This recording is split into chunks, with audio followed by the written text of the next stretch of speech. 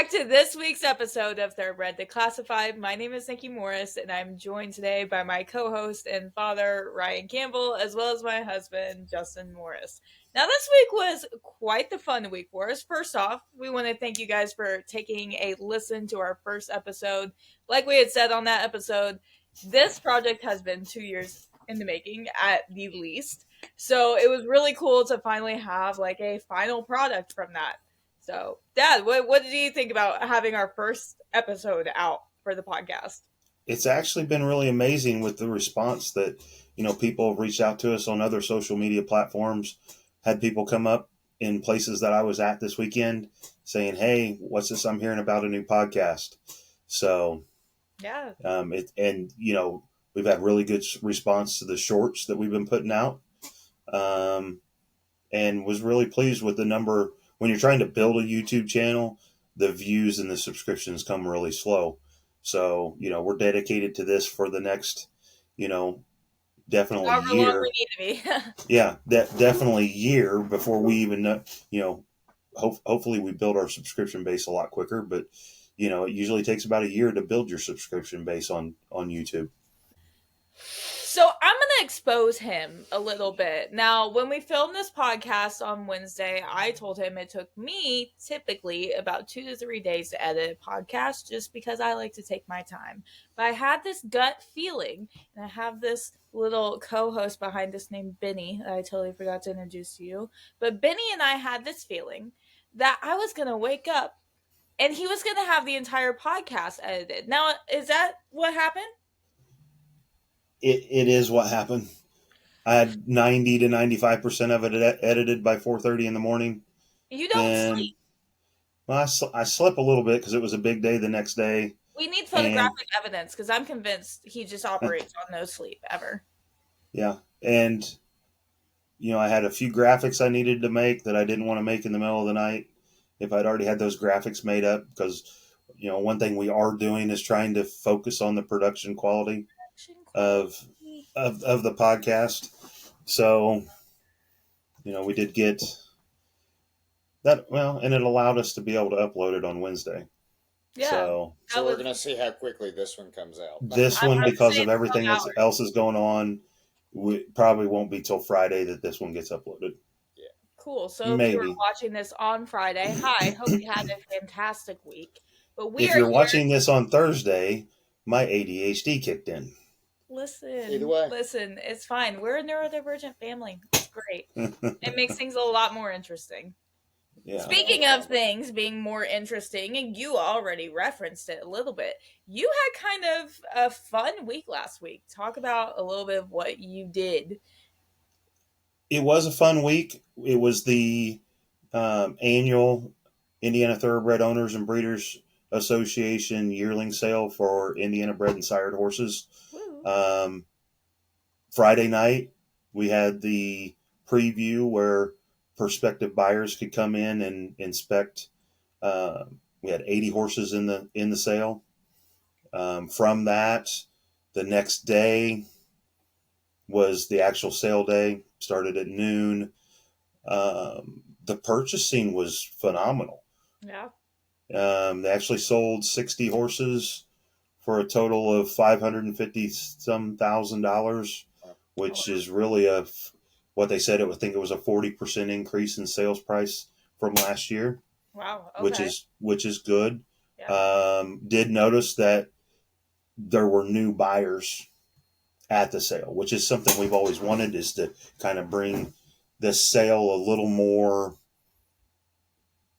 regional instead of just Indiana. There were definitely buyers from Illinois, Kentucky, Indiana. I think there were some Ohio buyers there too, wanting to participate in the program. After that, there was a paddock sale. So it was horses that are currently in training. And I think there were 20 horses in that, and all of those sold. I think highest priced was $80,000. Okay. Yeah, you better watch it. Benny's about ready to knock your shelf down. He fell off. This is part of our entertainment value. Oh yeah, they bring everything down. So even the paddock sale that day was phenomenal. Were there any horses that like really stood out to you that you saw? There was one, I'm trying to remember what her name is, Temple Painter. Okay. She literally just won an Indiana Stakes race on October 1st. Oh, wow. Okay. Reason for her being sold and several of the other horses being sold in the paddock sale was it was a dispersal. Okay. Their owner, which was the former governor of Illinois, had passed away, and they had a dispersal sale, which leads to Sunday was the rest of the dispersal sale for him. There was a mare in full to Tappert in that sale. At least we thought it was in full. And it was going to be, we wanted it to, it had a certain price that we pay for just so that baby would stay in good hands. And we didn't have to worry about that anyways because she had her palpated and ultrasounded, and she was no longer in full, even though she had been confirmed in full.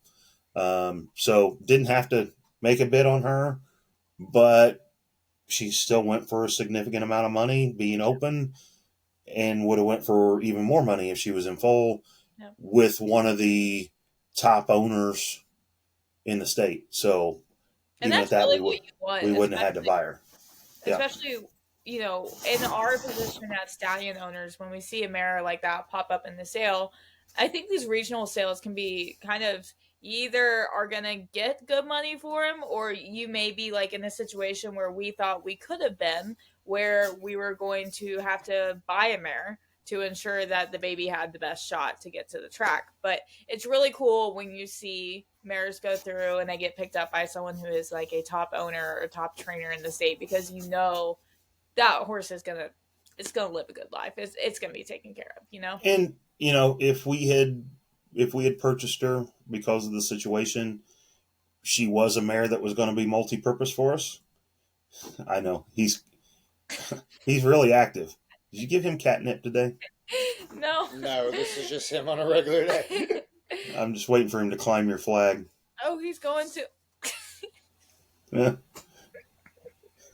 Well, there's our entertainment value. This is our half-blind cat, Benny, and he was kind of a chaos gremlin. So if he tears down stuff while we're talking, you apologize in advance. So overall, I really thought that the dispersal sale was going to be a dismal failure. Oh, yeah. But it was huge. Yeah. There were weanlings going for really decent money for a regional sale. Open mares and mares in foal were bringing good money. Yearlings, I watched an okay yearling go through for $20,000. Oh, wow. Okay. Yeah. He had Illinois breds in the sale too, which selling them in Indiana, you would think that they wouldn't bring any money, except the Illinois people came over and they ran the prices up. So all in all, it's been a huge year for the Indiana sales and that dispersal sale as well. So very pleased. Hope this is the beginning of that uprise. Yeah. In price. Well, think about it. We had we as a collective Indiana breeders saw the Indiana program really well represented at Keeneland. Right. Prices went up for the Indiana breds that went through the Keeneland sales. So overall, it seems like it's a really exciting time to be a part of the Indiana program. Yeah, and being part of the Indiana program, that is going to be a segment tonight or today on the podcast. That's when we do the Hoosier Highlight. We're going to explain how the Indiana program works, what the benefits are to it. So stay tuned for later in the podcast. We'll be telling you why these people would want to be spending this kind of money on an Indiana bred or an Indiana sired yearling. Why you should too. I'm talking to you viewers who are thinking about getting a mare or getting a little weanling. Yeah, Indiana's the place to be right now. So, I had a big week, but I also know your week was 5 times more busy than mine. Listen, the fact that I have a head on my shoulders right now is insane because, there was a lot that happened last week. We're going to start with Wednesday. I think last Wednesday is like the easiest to start with. It was actually Justin and mine's anniversary. And what do Yeah. you do when you're married to a girl who's in horse racing? You go to Keeneland on your anniversary. And our trainer, Jeff Hiles, invited us out to do the total Keeneland walkover, Yeah. which, if you don't know what that means that we met him at the barn. We walked the horse to the paddock and then collected the horse after the race. And yeah, I was there, but this was also Justin's first time doing that. So, Justin, kind of what was that like to kind of just explain the experience of taking a horse to the paddock and everything at Keeneland? It's kind of crazy if you're ever going to speak to anybody, especially that's more involved in the business, as I'm still learning, that my very first walkover was at Keeneland. Oh, yeah. That's probably a pretty crazy first step, but no, it was really well. The one good thing I enjoy about Jeff is when he brought us there, he also showed us the process of everything, but kind of explained through everything. So explain the temperament that you want walking around the barn, how you want them to walk up and show. So it was really nice to kind of soak all that in and see what that environment was like. The barns over there are pretty. The paddock is absolutely beautiful. They have done a great job on renovating everything. But I really had a great time kind of soaking in the knowledge. And Jeff has done a great job at trying to include me in. You two are very much geniuses at this, and I try to keep up as much as I can. But Jeff has a really great way of breaking things down in layman's terms. And for anybody that's looking for a trainer out there, beyond all the horse knowledge that he has, Jeff cares too. The very first thing that he said to us when we walked up was happy anniversary. And I don't know a lot of trainers and a lot of people out there that would pay attention to their clientele like that in order to create a personal experience. So I really, really enjoyed myself. The horse ran a great race. We got to go upstairs and talk with the owner and Jeff for a little bit too. Yep. I really, really enjoyed myself. Yeah, so it was, we started in the receiving barn. So if you don't know, Jeff for this year has stabled most of his horses at training centers, so he ships them to race. So we started in, I believe it was barn 3, yep, which is a receiving barn. They were playing old westerns at the receiving barn, so I'm like, somehow this is very on brand. But the horse was really great. It was cool. So every track has their own little staging area before they go into the paddock itself. And I'd never seen Keeneland's. It literally is just one of the barns that's closest to the walkway over to the actual paddock. But it was so calm and chill. I've been at other tracks where getting to the actual walking ring is the most chaotic part of it. Once you're in the walking ring, you're fine. Yeah, the horse got fourth, and then we celebrated with some drinks. And then later that night, I went back to downtown Lexington. I say back to downtown Lexington. I went to downtown Lexington for the Women's Horse Racing Association's kickoff party to their conference that they had on Wednesday and Thursday. And that's pretty incredible that you got invited to that. That was a huge moment. I wanted to go last year, but by the time work and I had thought about going, all the tickets were sold out. But it was put on, obviously, by the Horse Racing Women's Association. There was a ton of really great panelists. I think one of my favorite panelists to see, just because I admire her so much. I admire her animal activism, and it's crazy to say that in a context of a horse racing podcast, but if you know Maggie Moss, you know the absolute badass that is Maggie Moss. So being able to see her, Kate and Brader, talking to Andy B. and Cone a little bit, there's a lot of really very influential women in the room, and it was great to be able to learn and glean some insights from them. I also, What you called me after that? I did, because I had to tell him a semi-embarrassing story. Well, you guys can commiserate with me on this. You asked me about Maggie Moss, and I had to remind you that our first racehorse and your major show horse in high school was actually owned by Maggie Moss. Yep. That wasn't the story I was going to tell, because that's not I know the story. I'm going to let you say that story. I'm going to tell is I got introduced to Amy Zimmerman.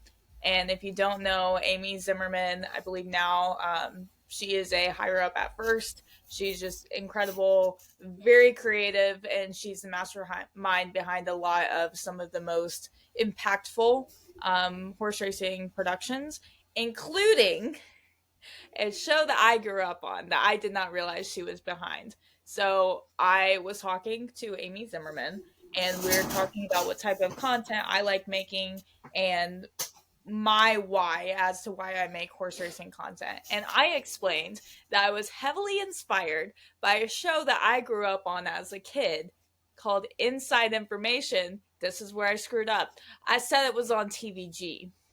It was not on TVG. And Amy was quick to tell me it was on HRTV. And I'm like, yes, I was 9 years old. I definitely did not remember the specifics because it was before TVG bought out HRTV. But it's a show we watched every week together. Yep, and I was able to cite specific episodes. I was like, we just had the Princess Rooney race run, so I of course rewatched the Princess Rooney episode. I learned about Native Diver on Inside Information. That's a horse that I would have never learned of otherwise. So being able to like see the creator of a show that had such an impact on me face to face and like talk to her about that was insane. But the problem was you didn't know she was the creator of the show.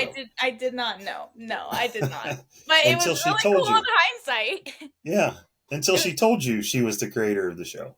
Yeah. Which, I mean, if anything, that shows I wasn't making it up. Yeah. So. Yeah. And hopefully, tying to that show, once we do start having guests on the show, yeah, the host of the show is one of the people that I want to try to get on as a guest in the future. Yeah. And actually just talk to him about all the things that happen creating Inside Information, because, you know, they did this hour-long swell episode. They did a 2-hour the Barbaro. They did a 2-hour-long Seattle Slew. Also, crazy though, you know, the part that I remember the most out of HRTV that I felt like I actually learned the most, it was the memoriam episodes. Oh yeah, tell you because everybody that passed. So curious about everyone that I go research them later. And that wasn't just what horses passed; it was historical figures in the industry. Yeah. So if you do get a chance, there are several episodes out on YouTube that you can just search Inside Information, HRTV, in the search bar on YouTube. And if you've never seen the show, take a look at it. They're phenomenal broadcasts. And at the time, it was something that was not being done. And it's not being done today. I mean, the closest that we have to it is America's Best Racing does a lot of amazing features on, you know, interesting stories in the industry, but we don't have anything like an HRTV anymore. And not HRTV, Inside Information. And the reason why I think it's such a loss is because we talked about before, but half the reason why we got into horse racing is because we love the stories of the horses. Right. And how are you going to not celebrate the amazing stories that are in the past more frequently than they do? The Kentucky Derby lasts a little longer than 2 minutes. Yeah. If you're lucky, it lasts a little less than 2 minutes, but that's only happened twice. Yep. So, but these stories, that's where the love of the sport really comes from. Mm-hmm. And, you know, it's also the understanding of the sport. I mean, we learned about some of the icons of the industries with, you know, the Whitneys, the Vanderbilts, the, Sagamore, the farm at Sagamore, and how, you know, that was the Vanderbilts farm. But then when it came up for sale and needed to be restored, the owner of Under Armour bought Sagamore Farm and restored it. So, and there's a whole episode on that. You know, everything from Personal Ensign to Native Diver to Sunday Silence. Kona Gold had his own episode around the time that he retired to Old Friends. So is Sheba. Kona Gold went to the horse park. Old Friends Horse Park, yep. Yeah. So if you get a chance, look Inside Information up on YouTube. I think you guys will enjoy the show. And maybe if enough people want that kind of content will come back. Listen, I know a girl who would love to work on a show like that.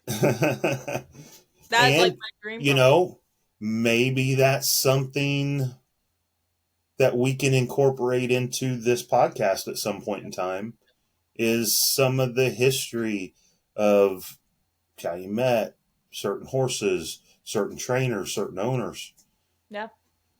You know. But y'all thought that was the end of my racing weekend? No, it wasn't. So I got invited back out to Keeneland on Friday for work. And this time I was in the Lexington, Kentucky room, which if you don't know what that is like the top of the track. It's more dining basically. But we had window seats and it was great. The entire office came out. I did not make any money betting because I only bet once and I definitely did not hit. But there was a horse that I can't remember specifically what the name was, but had something to do with Nikki. So everybody bet on it, and then it didn't make anyone money. I'm like, yeah, that checks out. But no, it was really fun. I think sometimes life gets so busy and you have big weeks like that and you kind of take them for granted. But when you pull back and kind of look at it, you're like, oh shit, this is what we've really been wanting to do. This is what like all of life has led up to this moment. So we can have this type of life. So yeah. 8-year-old you would be falling over that 27-year-old you gets to do this. Yeah, especially with some of the people I've been able to meet or trainers who have recognized me. It's been it was definitely funny because you're in Lexington, I'm in Indiana. I go to the sale and somebody comes up to me, hey, was Nikki at Keeneland on Wednesday? And I'm like, yeah, she was. And I knew that was her, so. Listen, I will say, if y'all see me in public, I may be socially awkward, but I don't bite. So you can come say hi to me. It may take me a moment to like register, but if you see any of us out in public, feel free to say hi to us. We love talking to you guys. Yeah. Now, that is until if we're bidding on a horse, maybe wait till after we bought it. Or maybe if we have a horse running, maybe wait until, Or if you see us buy a horse, maybe don't say anything.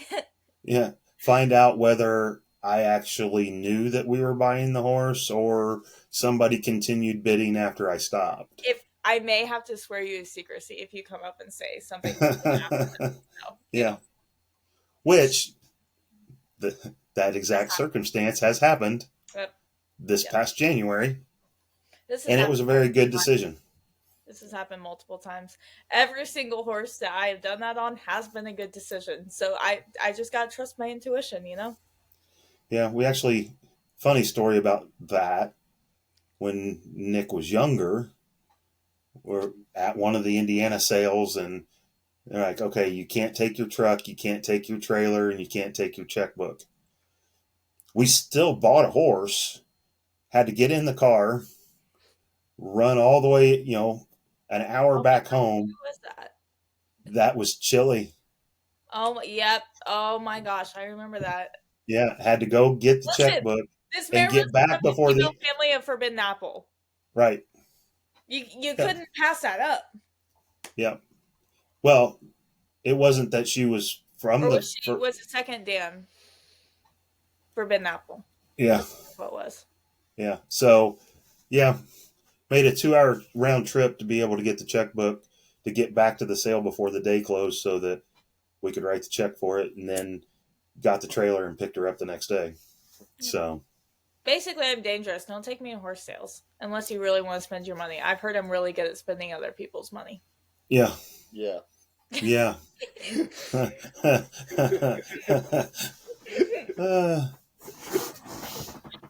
So basically what we're all saying is I don't give her the username and password to the Fazzik Tipton digital account.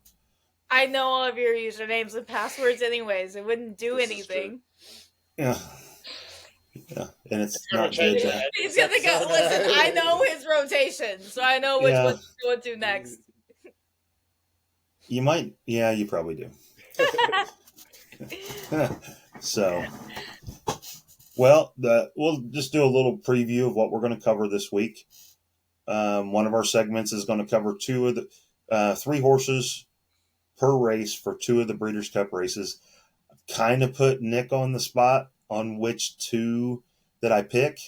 And she didn't find out about it which horses I picked for those races to And of cover. course, he wants to put me on blast with this opinion on these 2 races. But it's fine. It's fine. Yeah. It's fine. She's only had about 25 minutes to know which horses I picked to talk about. Listen, if you are a certain owner, I am off the clock. This is personal opinion. If you're a certain owner, you're probably going to love me then. And then after we're going to do another edition, Division 3 and Division 4 of our Stallion Showdown. This one will actually This one's going to be tough. This one's going to be a tough one. We're going to get the most clips out of this one. Like I said earlier, we're going to, in our Hoosier Highlight, we're going to talk about the Indiana program and the benefits of being in the Indiana program. Nope. Make sure you guys like and subscribe. Hit the notification bell so it'll tell you when we upload shorts and when we upload new episodes. It's going to be weekly episodes, except for the week of the 25th. 2 people on this podcast are going to be on a boat somewhere in the Caribbean, and I don't think they're going to want to spend a couple hours doing a podcast while they're on a boat in the Caribbean. I don't know how strong the Wi-Fi I would be only over paid the for Caribbean. Wi-Fi for one device, so I don't really think that's going to happen. Yeah, and I don't think... The crazy thing is, we are going to be able to catch Breeders Cup on Saturday, not on Friday. Well, I'll be watching Friday. And then we'll be watching closely after the Breeders' Cup in waiting for the Breeders' Cup for 2026 tickets to go online so we can get our tickets for the Keeneland edition of the Breeders' Cup in 2026. This will be our second Breeders' Cup. I never thought we'd be able to even say first, right. Yeah. Well, this one, last one we just did Friday. I think this one we're going to try to do Friday and Saturday. We do have on the 25th of October, we've got Champions Day at Horseshoe Indy, and we'll do some videos and that kind of stuff from that and share them here on the podcast and talk about what went on there. Yeah, let's roll into our next segment, which would be the Breeders' Cup. This week we're going to do a Breeders' Cup preview. Not going to do like all the races or all the horses in the races that we picked. We're going to pick 3 horses. Not saying these horses are going to win. Not saying these horses are going to lose. We're just going to discuss their past racing history and see what kind of insights that we have between Nick, Justin, and myself. The first race we're going to do is the Breeders' Cup Dirt Mile. Yeah. All right. I'm sweating there for a second.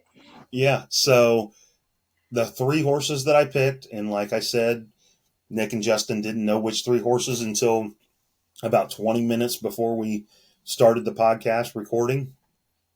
But the first horse I'm going to pick is Nisos. I can't wait to hear the opinions on this. So I like Nisos a lot.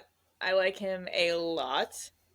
I don't know if I love him for the mile, though. I think this horse has a better shot stretching out. If you watch his previous races, I mean, he's got a lot left in the tank when he does race. And, Nisos being a Nyquist, he definitely should have speed, but he should be able to carry that in the distance, and he should be at his best at a distance. So I'm not sure if I love him for the dirt mile, but I do think if he catches the right race... See, the nice thing about it, Nisos won the Grade 2 San Diego by 2 1/4 lengths. Mm-hmm. It's only a mile and a 16th. Mm-hmm. Shortening up to a mile, that should be, that mile and a 16th, if it had been sooner or closer to the race, would have tightened him up really well. My problem, though, is when you run those longer races, the general pace that they're going, at least in the beginning, is slower.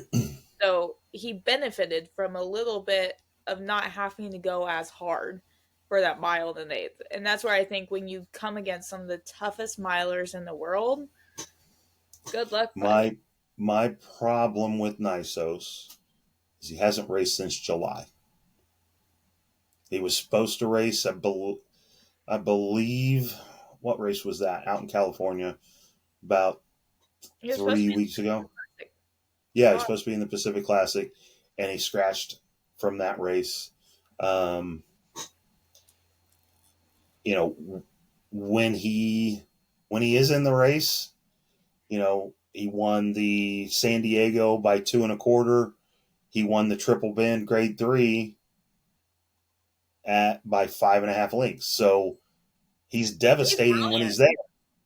Yeah. But getting him there is the questionable thing to me. If he's in the race and that long layoff doesn't affect him, which a lot of horses after that long layoff need a race, which, you know, there's another horse that's running in a different race that, you know, he may not have won the, you know, when we're talking about Straight No Chaser, he may not have won that prep race.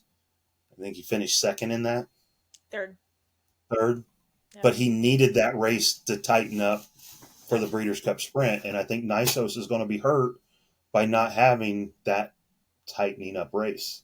And especially, like I said, again, you know, the horses he's facing or will face are some of the toughest horses in the country, whether or not they're in the mile division or not. I mean, you brought him up. He's going to have to face Mystic Dan, who is the king at overcoming adversity. Now, granted, at Churchill Downs, so that's a little bit different.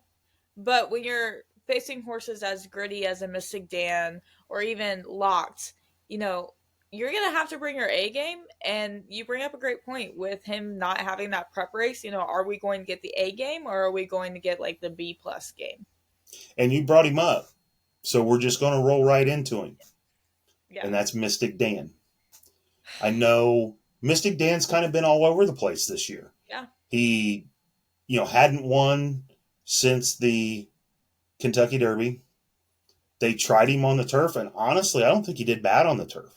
No, it was just a tough race. It was at Yeah. Kentucky Downs. Like, you're going to face some of the toughest turf horses in the country. And then the race that changed my opinion of him was the Lucas Classic. He got beat up trying to come through a hole and still pulled it off with not his regular rider. Yeah. So, you know, Mystic Dan, I think he's got a shot. I also heard Kenny McPeak talking that he's training some of the best that he's ever trained. And, you know, they've definitely been working him towards the mile and not the classic.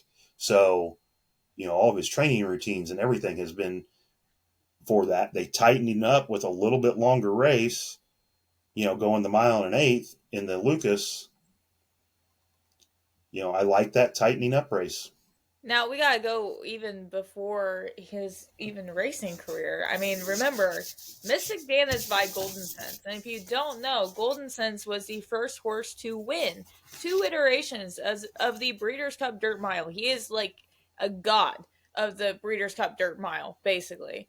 And we're seeing as Mystic Dan's career is developing, it's kind of coming a lot like Golden Sense's career. Golden Sense, if I remember right, he raced until he was 5.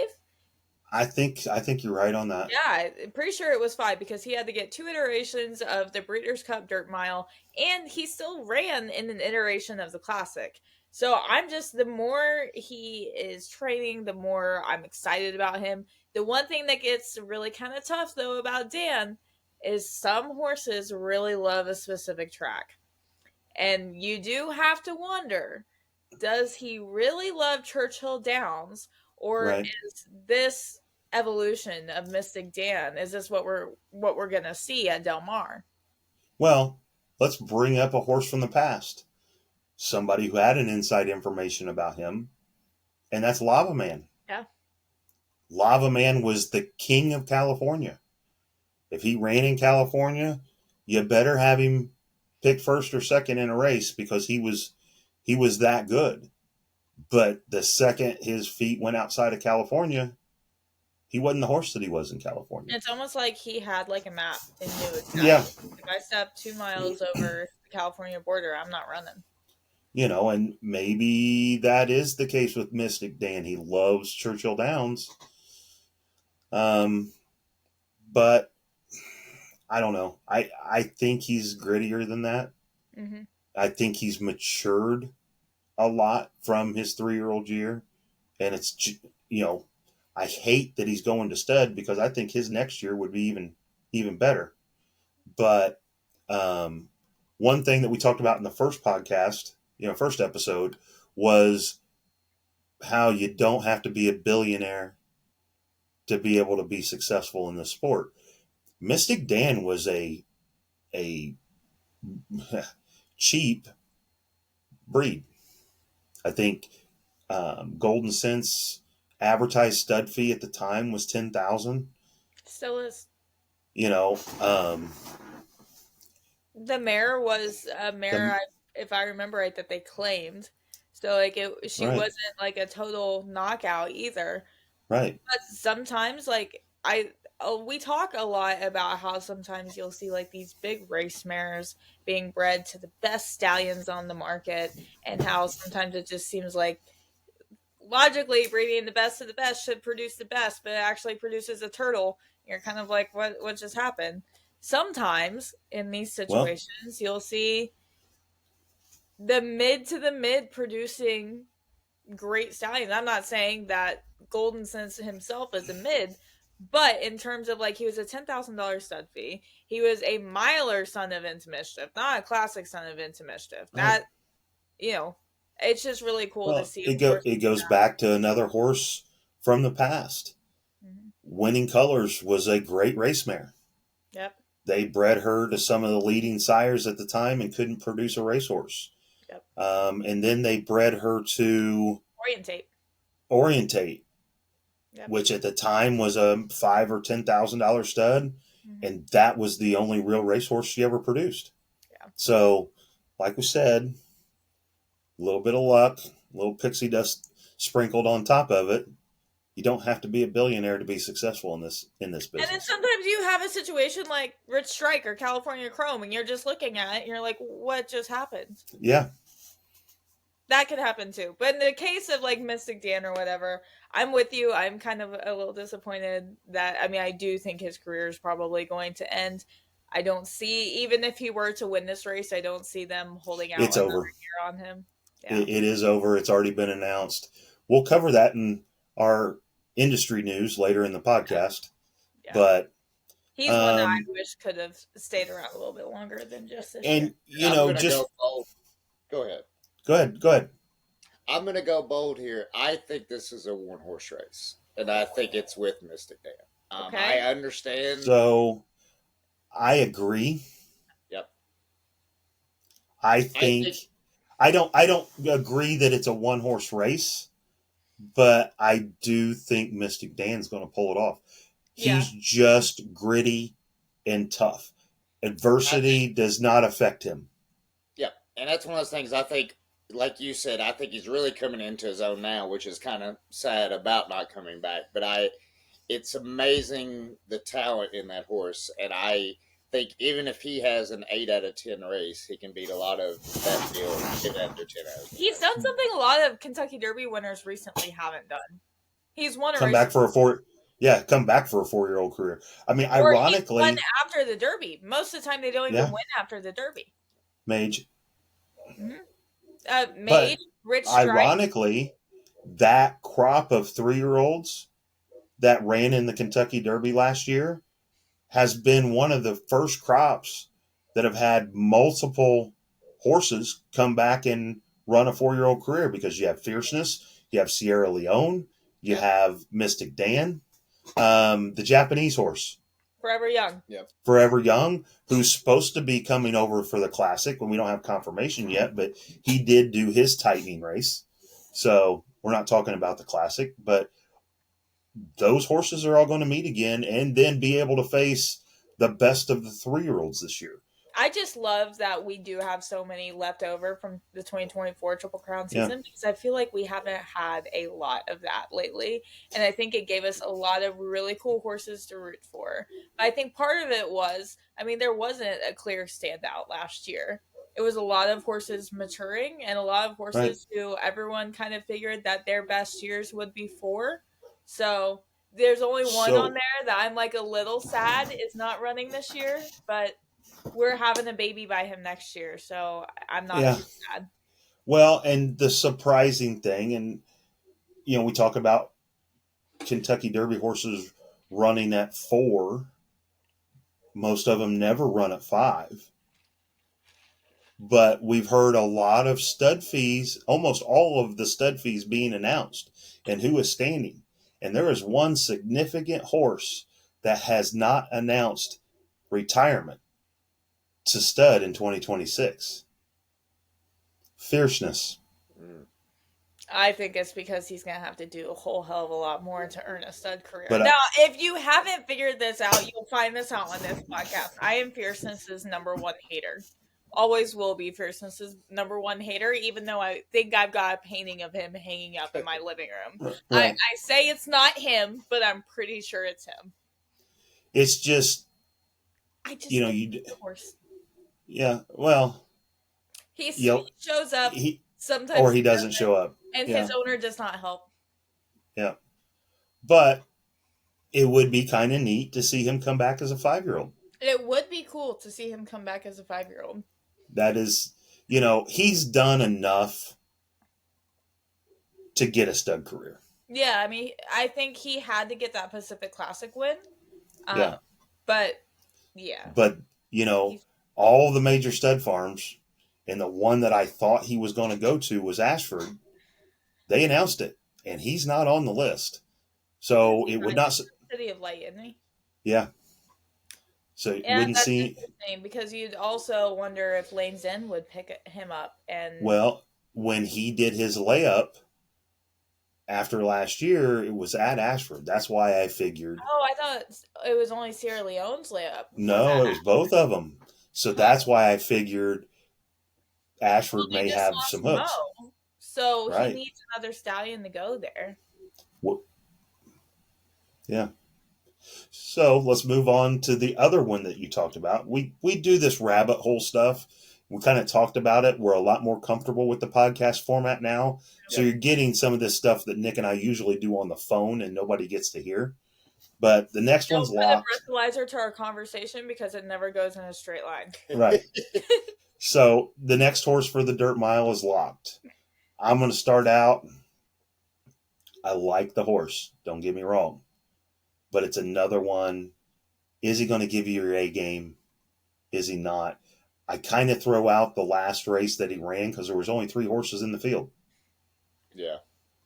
I'm not going to lie. I got to reacquaint myself with what he's done this year. That's kind of how he's been pretty off the radar. He won the Santa Anita Handicap very decisively. Yeah. That was a phenomenal race. But then this last one, the Goodwood, I can't read the grade 2, it was 1 1/8 miles, and he won it nicely, but there were only 3 horses in the field. Yeah. To me, that hurts. Yep. If that had been a field of 7, I would have put more stock into it. He only has those 2 wins for 5 starts this year. Yep. Well, I'm gonna kind of be real on this because I can't talk. I just consulted the Breeders Cup power rankings for this past week, and I noticed that Locked is behind Antiquarian. To me, that's not a good sign. Well, I'm gonna talk about. Let's talk about Antiquarian. He got very lucky. He got lucky as can be because I would love to have his luck. Yeah, I mean, you look at White Barrio ended up having 2 riders on his back at one point in time. Mindframe is just done. Mindframe's just done. White Barrio's done because of what happened with Mindframe. All the other horses that were around that chaos. Yeah. So, is that impressive of a performance? No. So, I'm gonna be real on that. No, it's not. I mean, it would be really neat to see us be wrong. Yeah. But I just can't put any stock in that race when what happened. But what I'm saying, like, in Locked scenario, if Antiquarian is above Locked, then to Mm-hmm. me that tells you how much chance Locked has. But Now, granted, it was for the Classic, but I still carry the same energy over into the Breeders' Cup Dirt Mile because not the same he is horses. facing. Not the same horses, because his power ranking is based I off know of. it's not the same horses, but what I am saying is that Mystic Dan is tough. He's definitely tougher than Aquarian.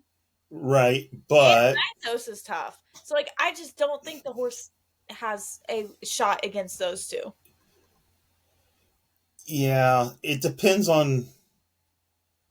That's why they run the race. Yep. Yeah. The horse that nobody. They may all lose jockeys, and Well, Locke just ends up. Even if they don't lose the jockey, Locke may run the best race of his life. Yeah. That's why you mentioned Rich Strike. Yep. People got a really big payday for betting the long shot that year. That is one of my biggest regrets because I looked at him and I was like, God damn, that horse looks like Curlin. And I almost put money on him. It was like, he's 89-1. I'm not wasting my $10 on that. Well, and let's bring up Mind That Bird. Yeah.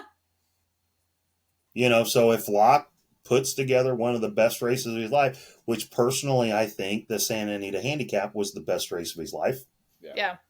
If he can put a race in that caliber that he did the Santa Anita Handicap, he's got a shot. He's in the top three. I will say we will root for him a little bit because he is owned by Eclipse Thoroughbred Partners. Right. And we've got an Eclipse Thoroughbred Partner alumni in our barn, so obviously we've got to cheer on the alumni. Right. So he's just not. I think of the three horses, I like Mystic Dan's grit and showing up all the time. But if Nysos comes and he is the Nysos we know, I don't think anybody can touch him.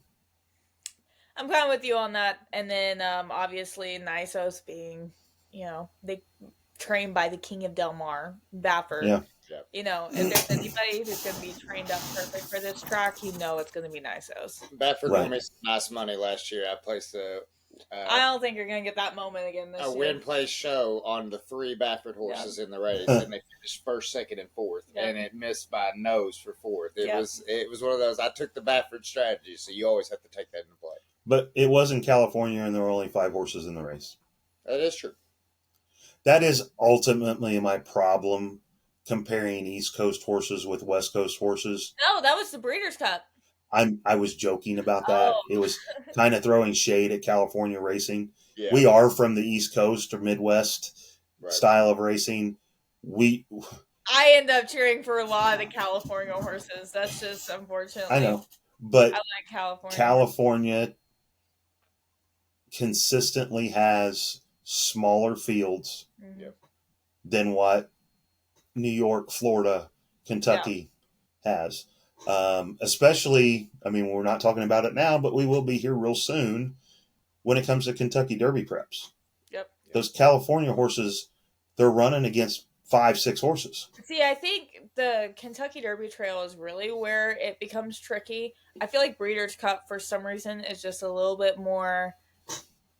I trust California performance and track history for a Breeders' Cup contender. I don't trust it in the smaller fields as much with a Kentucky Derby contender. I like seeing a horse that isn't just running at the 2 different tracks in the same state. I'd like to see them go to Oak Lawn or Saratoga, Churchill Downs, something like that to get that experience. Now, that being said, this year the Breeders' Cup's in California, so that really doesn't matter to those horses. Correct. But next year for Keeneland, I really want to see. Track. They either love it or they hate it. There's I want to see those contenders not just winning the big races in California. Yeah, for sure. Because once again, Lava Man. Yep. So now for the biggie that is going to be fun for me. The Breeders' Cup Distaff. You want to walk through our competitors? Yeah. the three contenders are not, the three horses, I can't say contenders anymore. Yeah. The three horses that I had picked out before today was Seismic Beauty, Torpedo Anna, and Nitrogen. And I'm going to mix this up. Let's just talk about Torpedo Anna first. Today we get the big announcement that we were kind of thinking was going to happen. Kenny McPeak and Hillendale announced that Torpedo Anna would be retiring. She's already arrived at Hillendale to be able to let down from her racing career to be a broodmare. They will be selling a 20% share at the Keeneland November sale, I believe is where it's at. Night of the Stars. Oh, it's at the Fazit Tip and Night of the Stars. Yep. Okay. But the report from Kenny, when I watched it, it's not in the print, but I watched him on a show. He said she's fine physically. It's just with a mare, sometimes they say, I've done enough. And that's what he says. It's Torpedo Anna has decided she's done enough. And I would definitely put her in. I made the mistake earlier before we started recording of calling her Rachel Alexandra. And I think 100% she's in the same caliber as Rachel, as some of the great race mares, of at least the modern era. I don't know if I put her in a Twilight tier frame, but definitely in the modern era, I think she's one of the great race mares of the modern era. The one thing that she didn't do that I do think, I think she's so close to Rachel's level, but she didn't beat the boys. Mm-hmm. And I know it was, she ran a monstrous, 109 buyer off of it. It was like something crazy. Yeah. She didn't win. And that's kind of... You notice the one horse I did not compare her to. Z. Yeah, Queen Z. She beat the boys, and she was one race from being undefeated. Beat the boys herself to win. Right. But... Yeah. Rachel didn't compete in the Classic. Yeah. I think the big thing about... I had a feeling that after the first one or two races this year that she wasn't the same horse. He wasn't Torpedo. And that's fine. Like, she had a hard campaign, and she had a lot of races where she had to overcome a lot of adversity. And sometimes... one thing that you may not even realize in the race that triggers that I'm done moment to happen. I really think it happened in the second race when she was battling with Darth Vader. Yeah. That was a nasty race between the two of those. Was that the Cotillion? I think it may have been the Cotillion. May have been. But, she's been having issues on and off, and they've been and when I say making excuses, I'm not saying that, they didn't take accountability for any of it, but I am saying that she's had excuses all year, and I'm glad that they're finally just realizing no excuses. She's done. Maybe she just doesn't want to do it anymore. Yeah. And that's not to say that, there's a certain boy out there that had a horrible year, and then the next year he comes back and he lights the world on fire and wins the Breeders' Cup Classic. But Torpedo Anna's done enough. She has nothing left to prove. Horse of the year. Yeah, she was a filly that was horse of the year. There's not a single thing left to prove. That hasn't been done. If I remember right, that hasn't been done since Rachel. I believe Rachel's the last one. Yeah. Yeah. So I'm excited. I figured as soon as Hillendale came into the picture, it was either make or break, because usually when you do bring on some sort of major stallion farm in your interest and then the horse starts not doing well. Have you heard the rumors of who she's going to? No, but I'm thinking Curlin. Yep, that's it. That's what's being talked about. Yeah. I figure it's either Curlin or Good Magic, so. I'd definitely rather see Curlin than Good Magic. Yeah, I know you don't like Good Magic. It's not that I don't like him. No, I you think don't like him. Don't flex. You don't like him. I think Puka has Yeah. made his name great. Yeah. No, I mean I'm excited for, but I'm not shocked at all. Right. But that being said, that kind of leaves the field a bit more wide open than we initially expected. And especially now that, Baffert was entering the race with two really strong horses. And one isn't. Yep, one isn't. And so now we are left with Miss Seismic Beauty as Baffert's own runner. I was going to save her for last. Okay, we can still do that.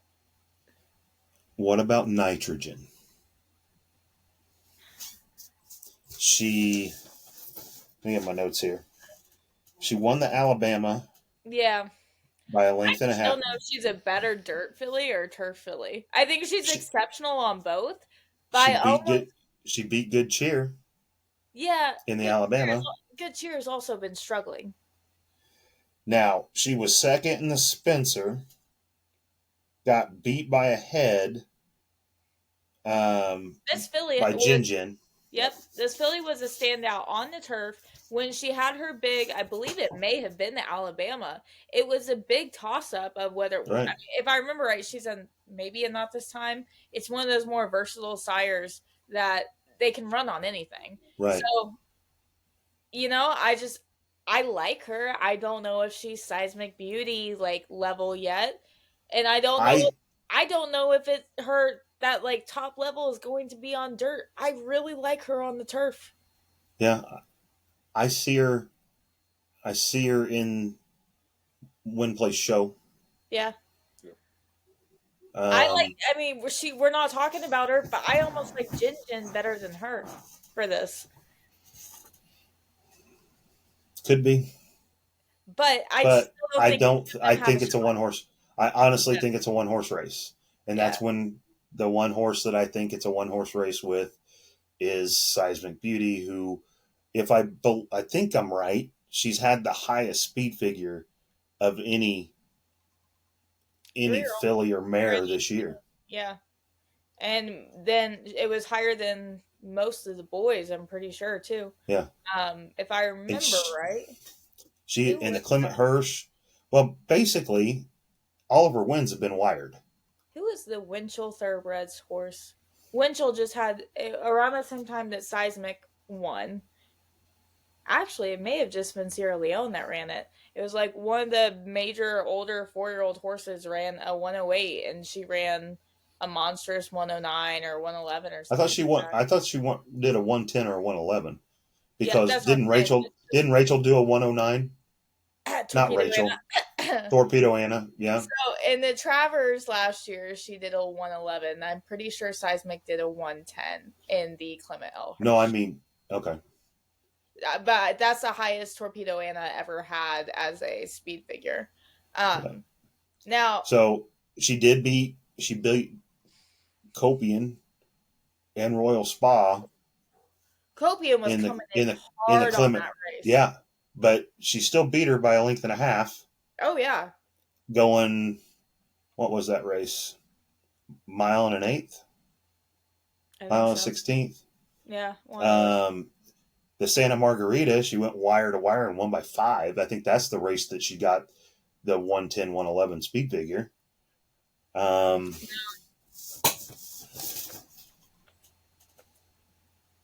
mean, she beat. She's beat a lot of nice horses. I think she's beat everybody in this race if she's ran against them. Mm-hmm. I mean, she's a phenomenal mare. She's an Uncle Mo. So we know she's got grit because she's an Uncle Mo. All of those have grit. We have not begun to see, in my opinion, Seismic Beauty has never really been tested. I don't think that there has been any horse that's really pushed her to her limits yet. I think Copian was close. I don't think it happened. But was Seismic Beauty going full speed, or was she basically allowing Copian to close? Bob said it would. I mean, she ran her heart out. So, Yeah. I mean, she definitely put a strong effort in. I don't know if it was 100%. Would she have dug back in if Copian had caught We'll her? never know. That's the thing Right. about her is like we haven't hit a moment where now when she was running short, it took her. She's a big filly, so if I remember right, she's 16 too. So like that's big for a filly, and she was having a harder time in the shorter races getting all of that going. The thing Well, about she just made the jump to graded stakes this year. yeah, I mean, she was learning if I allowances. remember, I mean, she didn't get her maiden win until like mid to late last year. I mean, You know she that hasn't that been. 111 speed figure was in her first graded race. I don't think it was in her first grade race. I I think it was in think the it first was grade one. the Santa Margarita.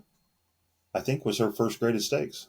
It was her first grade stakes, but I'm pretty sure she got the big speed figure in the actual Clement L. Hirsch. I remember. I could be wrong.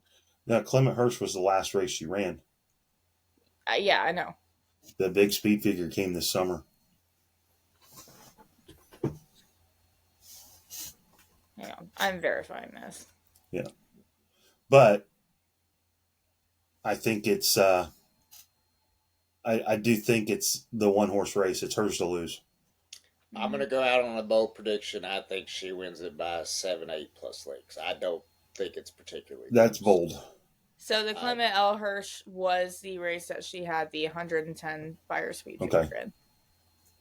I don't know. I'm not speaking in like an official capacity or anything like that, but I've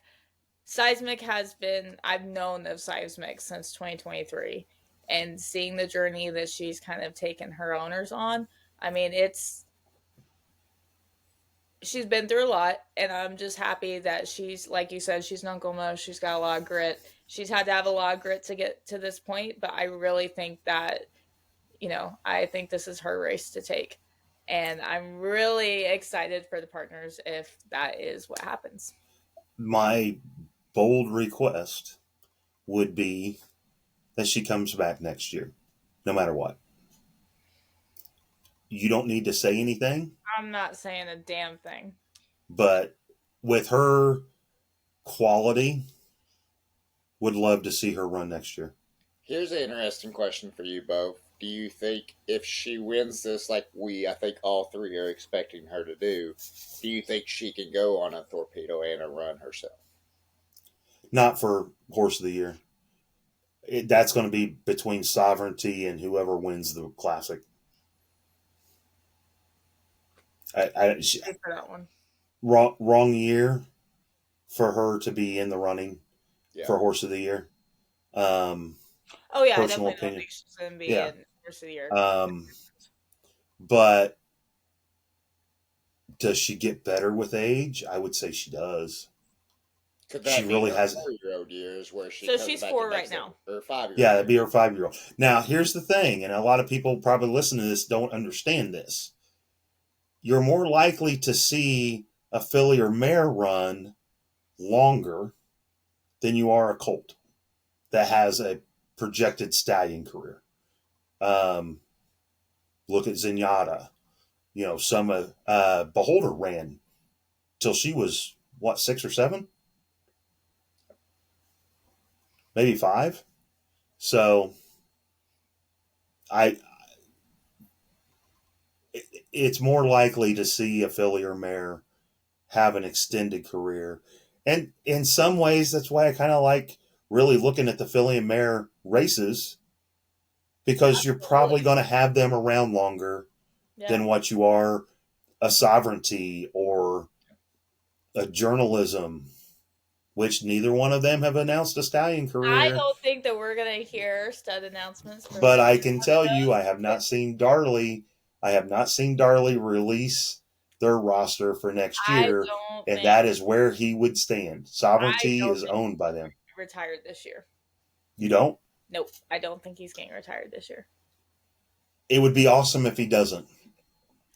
Because granted, he could win the Classic and they could change their mind, but Juddmonte he's not Juddmonte, he's Darley. Either way. Darley doesn't care. They'll run a my horse. Yeah. Yeah. Their owner loves the sport. Yeah. He doesn't need money. He's got more money than most people in the world. And that's why I will say, and I'm not referencing to anything specifically, but when you do have an owner who loves to run, that makes the game a little bit more interesting because you're gonna see the horse a little bit longer. Yeah. And with a horse like Sovereignty, realistically, he's lightly raced this year. Mm-hmm. He could be so much. I mean, there's a chance he would be even better next year than he is this year. I don't think we've seen a lot of the intermischiefs that have. I mean, obviously we have it. A lot of the intermischiefs that do well at the classic level, at the classic distance, typically they're retired by the time they're 3. Now, didn't Life is Good run till 4? Yes, he did. You know, I know he at least ran in the Pegasus World Cup. Oh no, he ran in the Breeders Cup Classic. He was the one who took Flightline as long as he could have him. Yeah. And then was like, I'm done. Picked a bad year to have to run, you know? Picked a bad year to be bored, honestly. Yeah. But, you know, it's really interesting if we do get, like a Fierceness, a Sierra Leone, to come back that 4-year-old year. I'd really like to see journalism, because does he get better as he gets older? I think Curlin got better as he got older. Well, we know journalism is horses that get better as they get older. I mean, Cody's right. Yeah. So. And Elite Power. Yeah. So I say that's the end of our pre-race Breeders' Cup segment.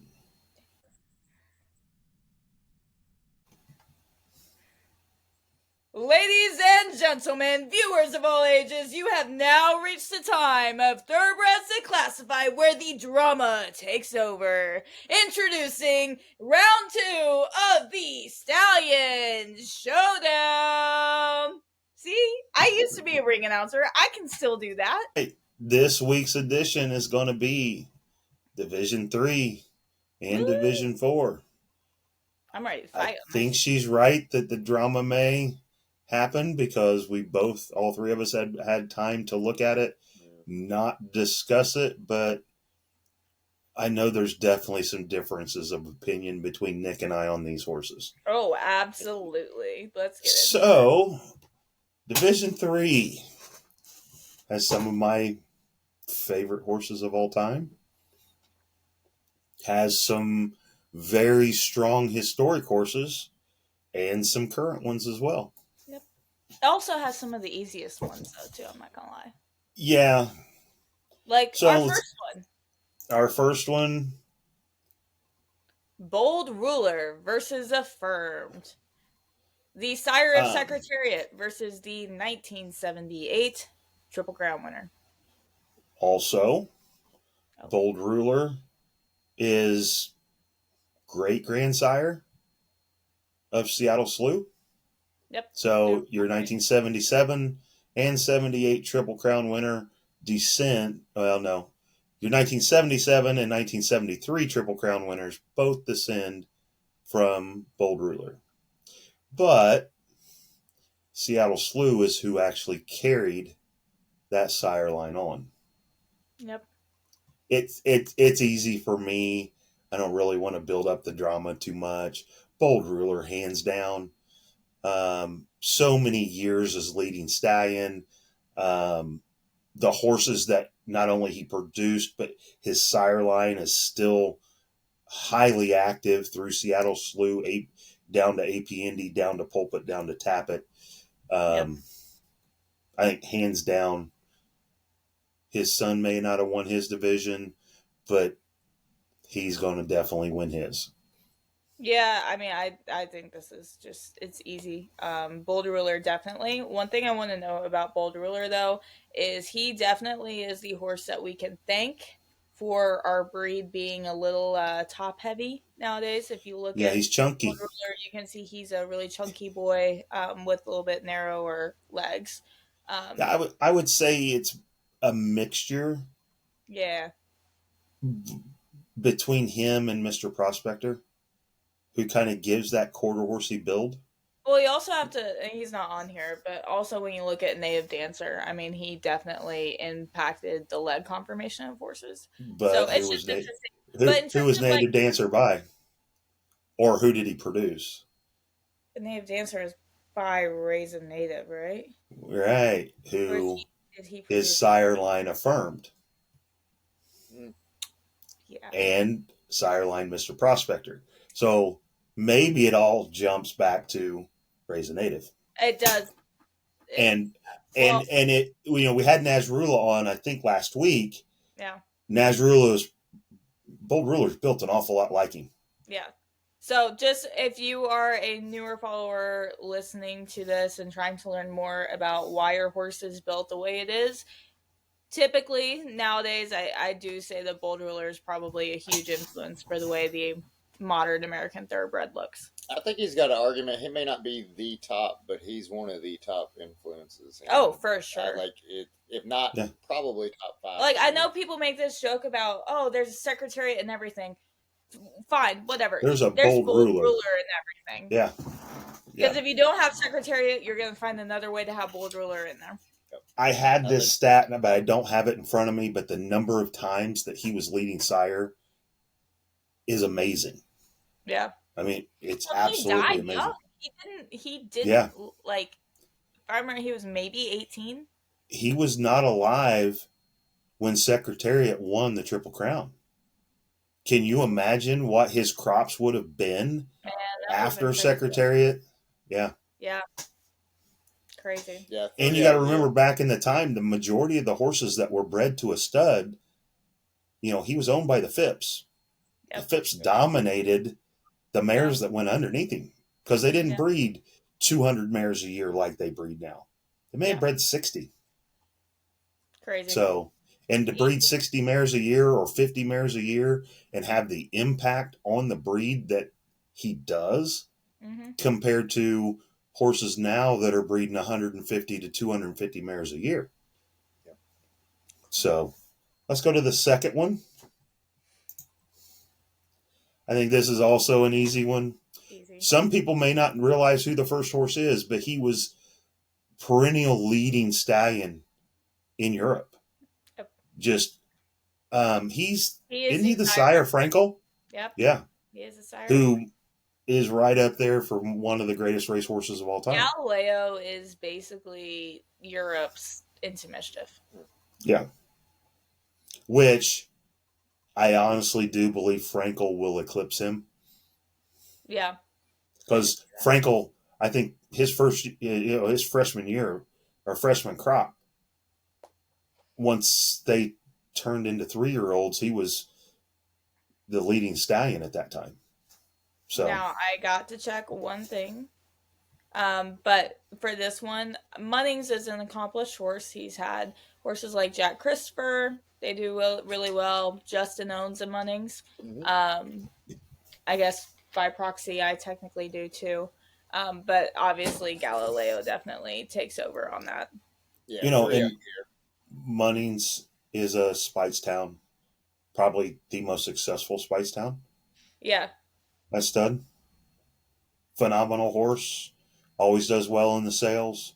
Produces strong race horses. More of the sprinter type, so you don't, the casual fan that watches the Triple Crown and, the Travers and that, they really don't see Speightstown that much. But in that mile and under, they're deadly. And I will say this is the showdown of Coolmore Stallions. Both of them do stand. Yeah, they're both owned by Coolmore. Yeah. They're both owned by Coolmore. Galileo is unfortunately no longer with us, but Munnings is still alive. I believe Giants Causeway has a half brother by Galileo. I think Mariah Storm was actually shipped to Europe to breed to him. That would not, if I remember correctly. That would not shock me at all. All right. Winner is Galileo. Woo. I guess we really didn't ask Justin, but we already had whatever he picks is, yeah. So this one. This one's okay. So, I mean, obviously, from an actual racehorse perspective, Dr. Fager, love him. I think he is just phenomenal. One of the most versatile horses of all time. I do think he should be in the contention for one of the greatest racehorses of all time, just on his sheer level of versatility. I think he was in the But top 15 of the he century. is, Yeah. but from a breed shaping perspective, Ribbit has to get it. I actually thought we were going to disagree on this one. If one big thing with me that, as long, when you start watching this podcast, you're going to realize that pedigree and breeding is my strong point. That's the thing I've studied for the last 20 years. And Ribbit tends to be in a, what, 60% of the 60% of the pedigrees out there, Ribbit's in the first 6 generations. So, I mean, it's definitely a breed shaping stallion. So my pick is Ribbit. I've heard his name pronounced a million different ways. So if Yeah. you're pronouncing it wrong, then don't come at us. Maybe you can. I don't know. It'll make it more spicy. So, yeah, let us know how you have heard Ribbit's name pronounced. Because I know I've heard at least 3 different ways. Yeah.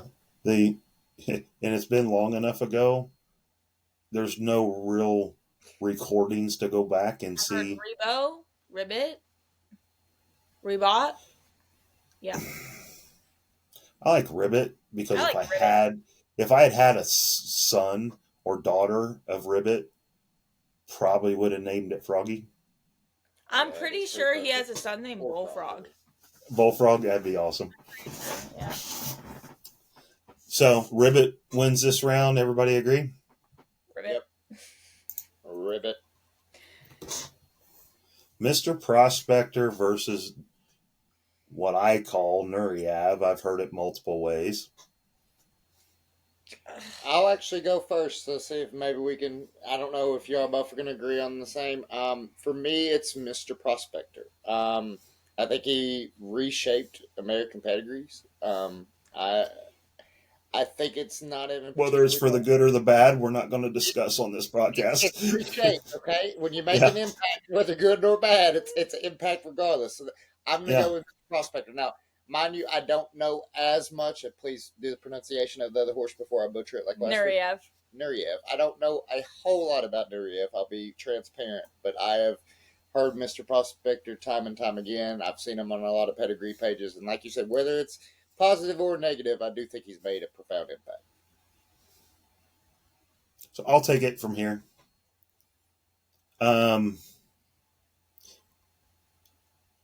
In the breeding shed, when we're trying to pick sire versus, what to pair up to a mare, one of the hardest things we have to do is limit the number of instances of Mr. Prospector in a pedigree.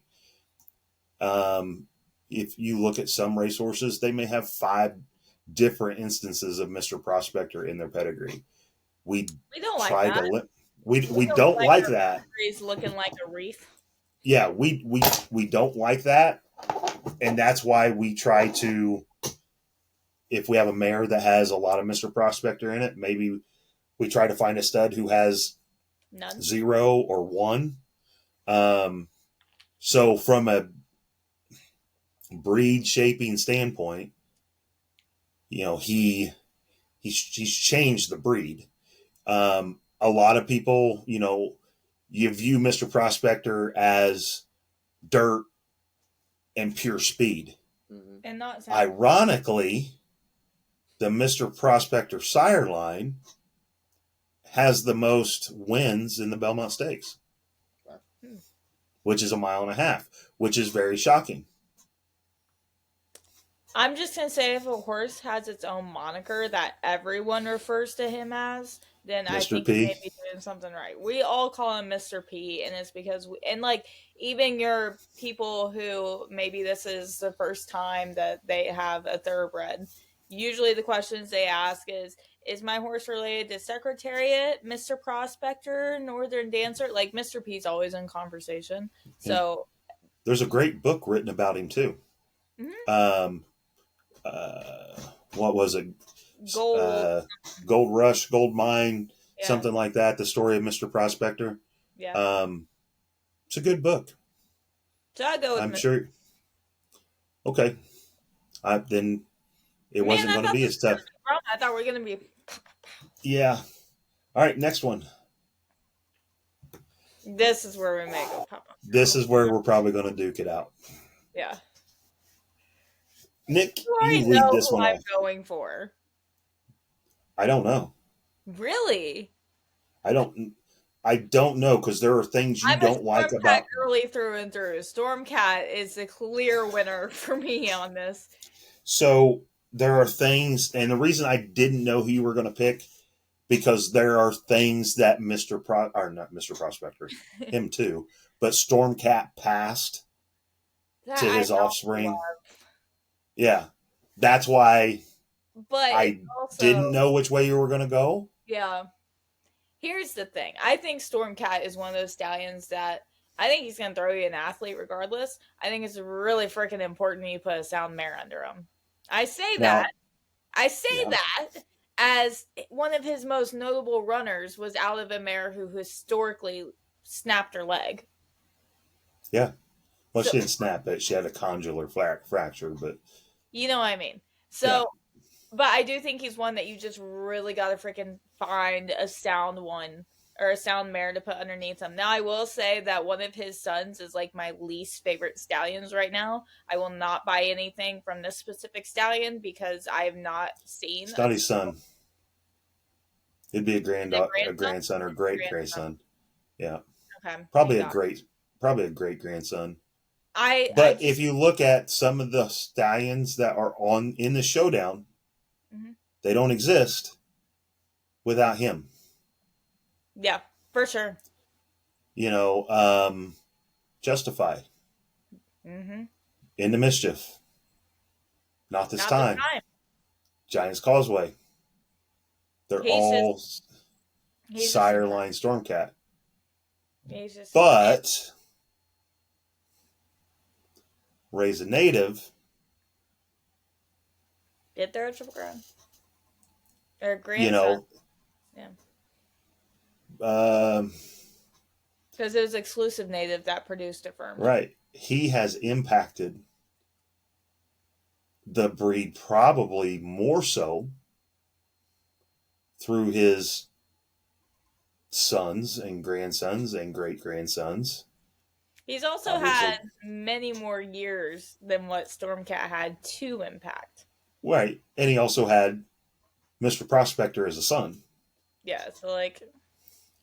But Stormcat had Giant's Causeway. He also, one of the major, go back to rabbit hole, going back to Stormcat, probably his most prolific line of descendants actually descend through one of his most lackluster sons at stud, being Harlan. Harlan was a $5,000 stud. No one ever would have thought that would have been. No. Harlan produces Harlan's Holiday, who was not, I don't know that I would call him lackluster, but he was definitely mid-range. Yeah. Harlan's Holiday produces Into Mischief. Yeah. Who is going to be coming up later. So it's a hard one for me. It's literally a hard one for me because I think they both have such an impact on the breed. Personally, I'd say they're dead even. But I know I have to pick because there's always a winner. Yep. I'm going Raise a Native. Wow, that's not where I thought you were going to go. Well.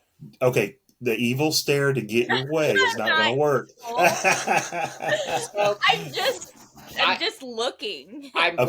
Remember, he has the ability to have a mind of his own. You said that in the last podcast, and he could vote against you with no repercussions. He could vote against me, of course. But I don't think he knows who Raise a Native is. And your favorite horse is a great grandson of Stormcat. So, yes, I don't know a whole lot about Raising Native, but I'm actually shocked that you picked Raising Native because I thought it was going to be sacrilegious. As much as I've heard Stormcat come out of both of your all's mouth and like Legacy and how much you like, I think it would be sacrilegious for me not to pick Stormcat. It's sacrilegious for him not to pick Stormcat. But you got to remember, I said I think they're dead equal. I know. From a breed shaping standpoint. From a breed shaping standpoint, I think they're both the same. Well, you know, if you think they're the same, then you go against Team Stormcat? Are you kidding? Well, I think you're just trying to be edgy. I have to go with the one who has produced. He has more of an opportunity because he was an older stallion. Will Stormcat surpass him on how he shapes the breed? Hey, you know what? Stormcat's sire line has produced a Triple Crown winner, just like Raising Native has.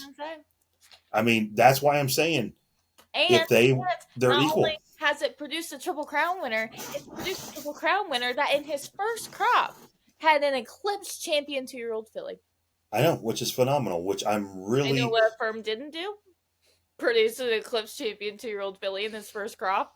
Right. But you know how I feel about comparing Triple Crown winners? Affirmed is American Pharoah. Mm-hmm. Affirmed was more of a turf sire. So he was looked at higher in Europe than he was here. But Justify throws them both. Yeah. Dirt and turf. But that's a scat daddy trait. Which is a Stormcat sire line. I know. And not this time. Well, I mean, okay. I know. Like I say, I think they're dead equal right now. I had to pick one. I went with the one that is in more. Yeah. Raising Native is in more pedigrees now, has shaped the breed because he's had more time. Yeah. Give it 5 years. Yeah. Yeah. All right. So Stormcat wins this one. Yep. Oh, this is so easy. No, I'm sorry. Oh, this is very easy. AP. I love Medaglia. Yeah. But you cannot. AP Indy is going to go down as one of the greats. Say, if I had a mare, give me Medaglia d'Oro mare. Oh, absolutely. Absolutely. Yeah. But AP Indy for me too, so I think this is pretty open and close. Yeah, we love AP Indy here. Yeah. Yeah. Yeah. All you have to do is look at our roster. Yeah. So as much, I like Medaglia, but there's no way at least in this round, I can pick anybody but AP Indy. For sure. I would bully you if you did. But you also know how much I love Seattle Slew. Yeah.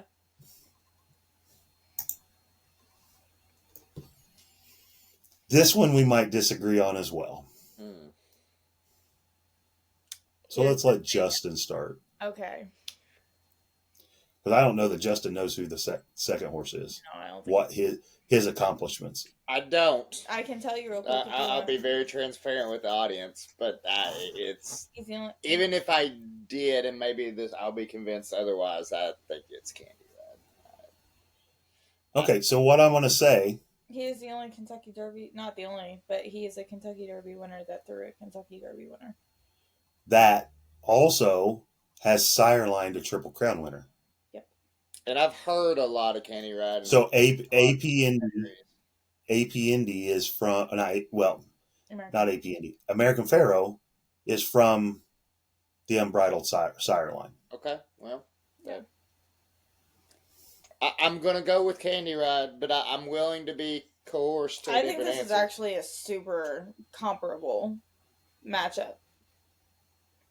Not in where they are now. I think I could see Candy Ride's evolution being kind of like an unbridled, like lasting impact on the breed.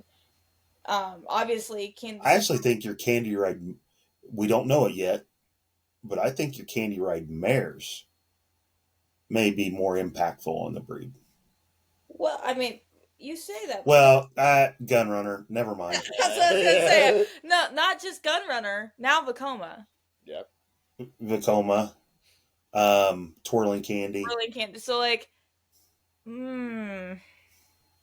I shouldn't have kept talking because I was gonna go one route, and the more I kept talking, but God damn. Unbridled Sun.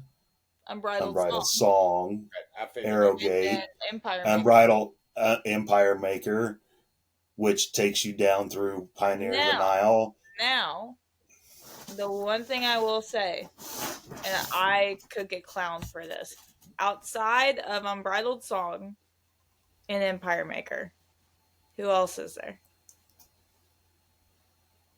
You can't go. Are you just going down through his big sons at stud that are still actively Unbridled Song and Empire Maker? Right, but we can go that way with AP Indy too. Only thing left is through Pulpit. But I have a reason for me asking this. How many? Arrowgate, which sees Archangelo. That's from the Unbridled Song. Right. American Pharaoh, which is through the Empire Maker line. Beyond, my reason why I'm asking, I'm drawing a blank of who else beyond those two was even out there. Well, I mean, that's who the active lines are left. Yeah. But you also have Cairo Prince. Okay. Yep. Who is a he is an Unbridled Song, pretty sure. And I'm not sure overseas. Yeah. The reason why I say that is because Candy Ride. Or South America. Candy Ride's getting pretty sneaky with his sons that are actually like doing pretty well. I was gonna go Unbridled when I first looked at this, but you can't predict the future. You have to go what's now. I'm not predicting the future when I say that Vekoma is already raised to $100,000. You've got Gun Runner who's throwing hit after hit after hit, and you've also got Twirling Candy who's doing halfway decent. I do think we've got a few more Candy Rides that are going to make an impact with Rock Your World and a few others. I'm going with Candy Ride. Honestly. Ooh. That's hard to do for me because historically Unbridled was so freaking cool. But in terms of like long-term breed shaping, I think Candy Ride is bringing a level of versatility that the breed needs. And I think he's bringing a new class of horse. But look at the shape that Unbridled's already done. See, you're starting them from today to the future and kind of throwing out. I'm not doing it for the future. I'm doing it with what is actively standing right now. Right, but where did Unbridled affect everything that's between right now and when Unbridled died? But holding that, like, I mean, I get that, but like, it's kind of hard to. I can't say that any of the sons of Gunrunner are going to be successful stallions. We don't know. People hope, but we don't know. I understand that, but how many horses has Gunrunner already produced? Right. We also know other stallions that produce great racehorses that they didn't have successful sons. But I'm saying in the body Uncle Mo. I'm not has saying Nyquist. Uncle Mo has not had a successful son. Look at Nyquist. I'm saying he's had one. The others have been useful, but not to the caliber of continuing the breed on. The sire line on. That'll come through Nyquist you can still or somebody. Gunrunner and say that he's continuing the breed on. Vekoma already is getting his first son at stud. Gunrunner has several at stud already that we're getting ready to see their first crop. Like, sure, you can't predict the future, but like the body's in the resume that he's already produced. And even with the horses that are not actively standing right now, I mean, just his active runners alone, Candy Ride is just killing it. He always has. He's represented in every division. Yeah, but if you were actively old enough to remember, Unbridled's offspring were killing it. Unbridled Song's offspring. No, Unbridled's offspring with, he produced a Kentucky Derby winner, Mm-hmm. who produced another one, Mm-hmm. who produced another one. I don't think you're talking me off this one. I really don't. I thought I raised you better. Sorry, I disappointed you. All right. All right. He already went with Candy Ride. Oh, so Candy Ride wins. Yeah. I've got your back on this one in case there's. Oh, there's no question. Northern Dancer has affected the breed. The pony of the probably more than Mr. P. I think he's the most influential modern thoroughbred stallion of all time. You know how short he is, but the speed at which he won the speed at which he won the Kentucky Derby was the record at that time. Yep. And then Secretariat beat it. Yep. Easy 3-0 here. And to think that Lexington wasn't his home. Mm-mm. No, he's from Maryland. Oh, wow. And Canada. Oh, he's from Canada. Yeah. But he's from Maryland. Gotcha. Okay. So... He never stood in Kentucky. No. Wow. Which is crazy to think about. A horse that never stood in Lexington has almost probably 75-80% of the horses in the Thoroughbred stud book right now have him in their pedigree. Yep. Crazy. All right. That cleans up Division 3. Now we're ready for Division 4. I think there's going to be some drama in this one. I don't think we're going to agree as much as we always say that, and we do. So yeah, I'm going to say that we're going to agree on every single one. It's going to be funny because, I did raise you and you heard a lot of talking. So I know how you pick your things. So I usually know which one you're going to pick heading into this. All right, let's go to the first one. Easy peasy. Yep. Yeah, flat out easy because the Citation never really produced. Yep. Amazing Triple Crown winner, but as a sire, So we're rocking with Into Mischief on this one. Into Mischief. Yep. Next one. Deep Impact versus Niarco. It said multiple ways. Niarco, Nirco.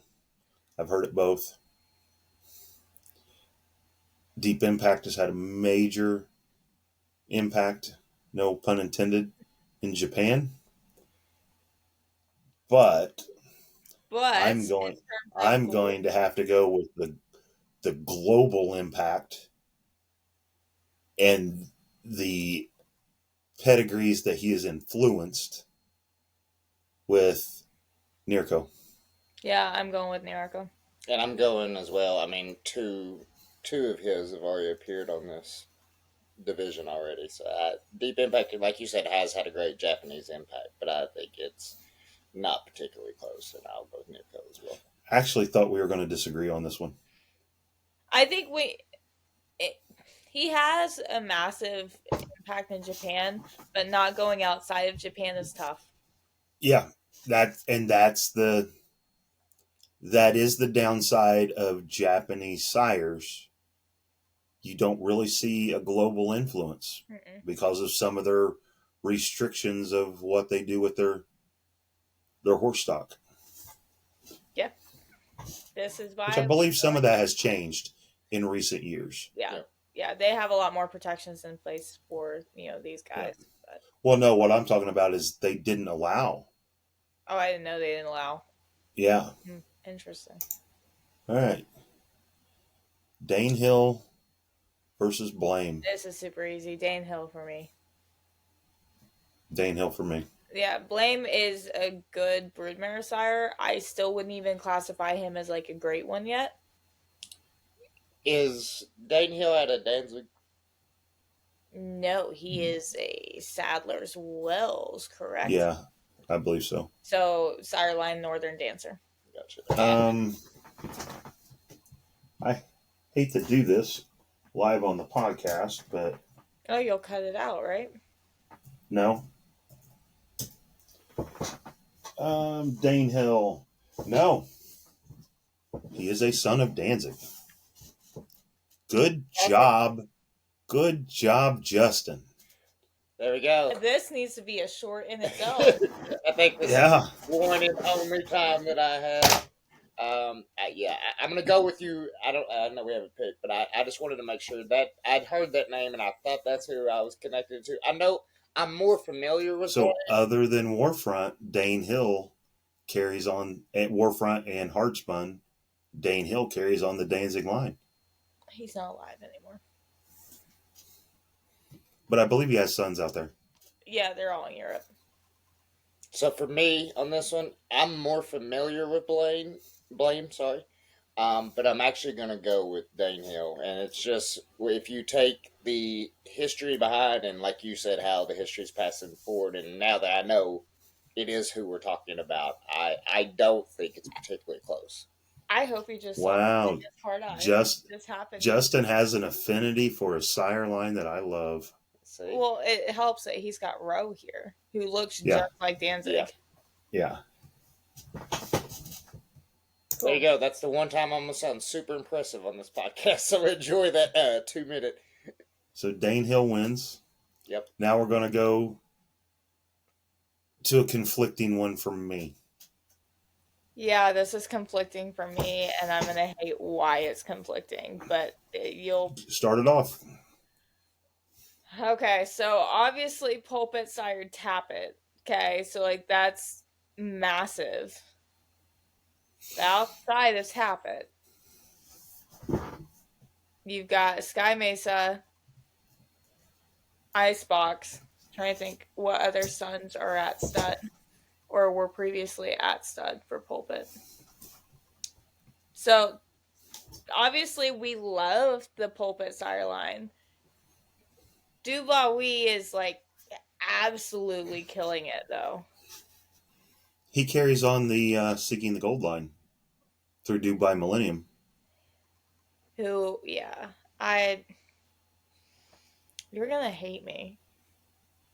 Ooh, we're going to disagree. I'm conflicted, but Okay, go ahead. I have a feeling we're going to disagree. Yeah, actually, no, I'm gonna stand by it. We're going with Pulpit. Because the reason that we're going with Pulpit is because not only have his sons done well in their own sire line, granted it's just Tappet, but we do have that sire line, they have been incredible broodmares. If you get a Pulpit broodmare, or if you get a Tappet broodmare, you are set. A lot of sons of Pulpits that did stand have been good broodmare sires. Yeah. I feel so many people are going to clown on me for not going with you. Yeah, and then they're going to me, but everybody that knows me knows my huge affinity to Pulpit. Just look at our Stallion roster. Yeah, and the fact that most of our crop this year have Pulpit in them. Yeah. I think, like, if you really, like, genuinely break it down, almost every horse of ours that we touch, I feel like I'm touching a Pulpit, or very close to it most times. So every broodmare we have, save one, goes really well with Pulpit.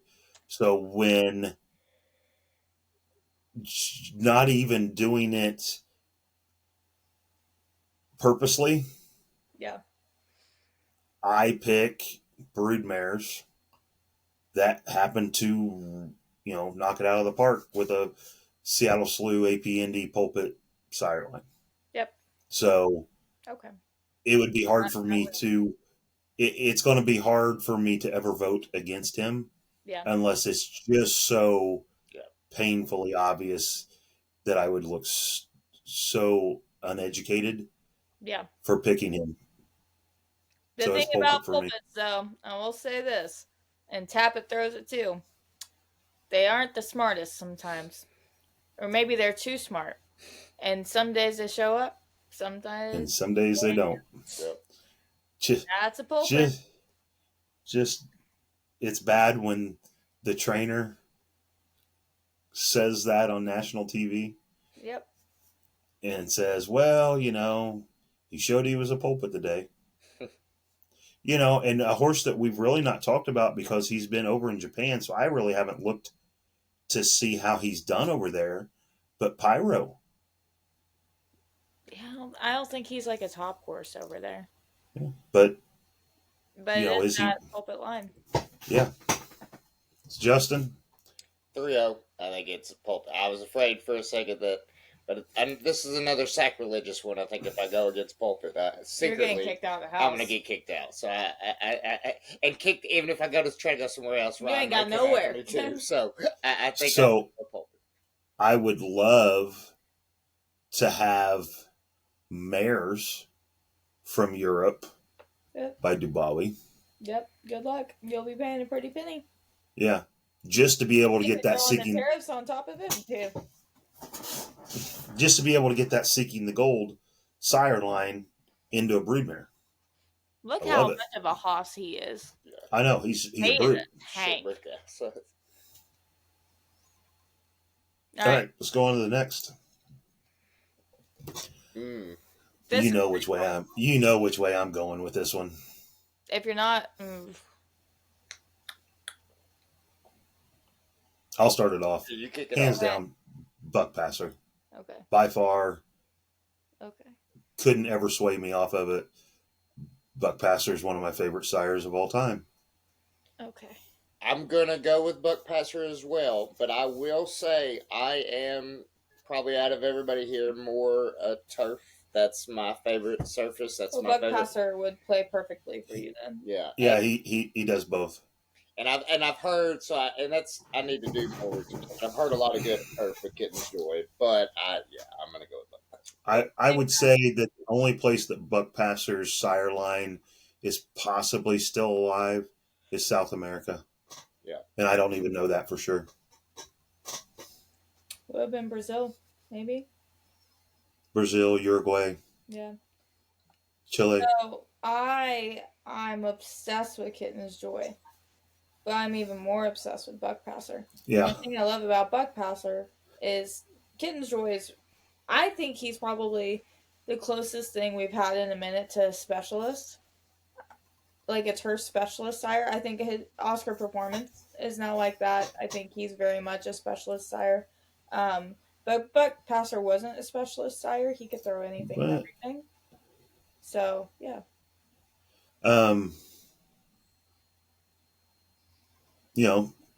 Spend a Buck was the Buck Passer sire line too. Yep. Which Spend a Buck won the 86 Derby. Yeah, the 86 Derby. So, Buck Passer hands down for the three of us. Yep. Most people... Oh, you haven't cast your vote yet, Nick? Did you change your mind? Okay. I said, woo. Yeah. I think most people probably don't even know who Buck Passer is. Oh, no, I don't think that's true. I mean the newer generation fan. Probably. Well, it depends on what side they came from, because Buck Passer is extremely respected in the sport horse world. Right. So. All right. Cool. Easy. Nijinsky. Any day of the week. I love Dynaformer, you know that. Any day of the week, Nijinsky wins this, hands down.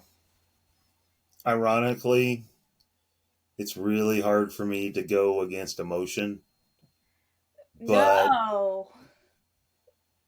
Nijinsky, I actually tried to multiple up in a pedigree. Yep. He was a monster. I was going to fight you if you were going, and you love Dynaformer, I was gonna say something was seriously wrong with you if you went Dynaforma over Nijinsky. I mean, with Dawn, we try to reintroduce Nijinsky with her as well. Sometimes we try and keep Nijinsky out because she is too. You know, I love Maple Jinsky. Yep. I love seeing her in a pedigree. You know, so definitely I'm going with Nijinsky as much as I want to say Dynaformer. And I'm can't. so glad that we don't have to fight on this one. Yeah. I was really worried that we were going to have to. I was going to have to pound some sense. Yeah. I'll go with Nijinsky as well, 3-0. Najwa, Wooten, Bassett. I wish this was 10 years from now. I know, because this is so unfair right now. Because I love, well, Nick, you know it. I love Wooten Bassett. I'm telling you, they are the most beautiful horses you can come across. I mean, you have to go with Nashua on this. You know, kind of looking at the two pictures. They're very freaking similar. Yeah. Looks like, does Wooten Bassett have Najwa influence in him? Because they do look very similar other than Let me look him up. Color. If you don't know Najwa, I know you know, but maybe our viewers don't. Najwa is the statue that is at Spindrift Stallion Farm. Yep. It is called the Najwa Motel. All right, I'm pulling up his pedigree. You know, the bad thing is for Wooten Bassett, it's just too early in time for him. Now. Yeah. I mean, you don't know, and the thing is, Bassett has recently passed away. But I also didn't know as old as he is. He was only. He wasn't young. No, he hadn't been standing very long with, I believe Coolmore. Oh shit! He was a 2008, so he was Piper's. Yeah, I mean he was old. Huh. But Coolmore. Coolmore. We're not saying that this horse was like old, but like older than what we thought. Yeah. But Coolmore had a few years to really shape his progeny. If they had 3 or 4 more years, who knows what would have happened. He was not. Now, one of his sons has been announced as standing at Coolmore for next year. He was by a son of Zephonic. And then the son of Zephonic is Alvin Nuriab mare. And then his dam is by Primo Domini, who is the second dam is out of Chief's Crown mare. So, Zephonic is what sire line? Give me a second. Gone West. Mr. Prospector? Yep. So Zephonic is by Gone West out of the minstrel mare. So that's where you really get the body that comes in. Right. So I'm going with Najwa too, just because of how influential he's been through the years. Yeah, I think if I would love to see Wooten Bassett get to that point. Yeah. But we're too early in his history to be able to make that claim at this point. I agree. I think he has potential to be breed shaping. Mm-hmm. I agree. All right.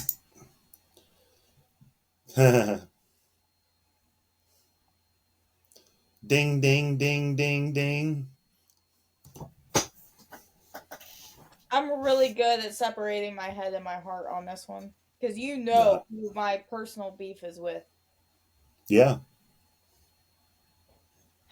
But who I'm going to go with.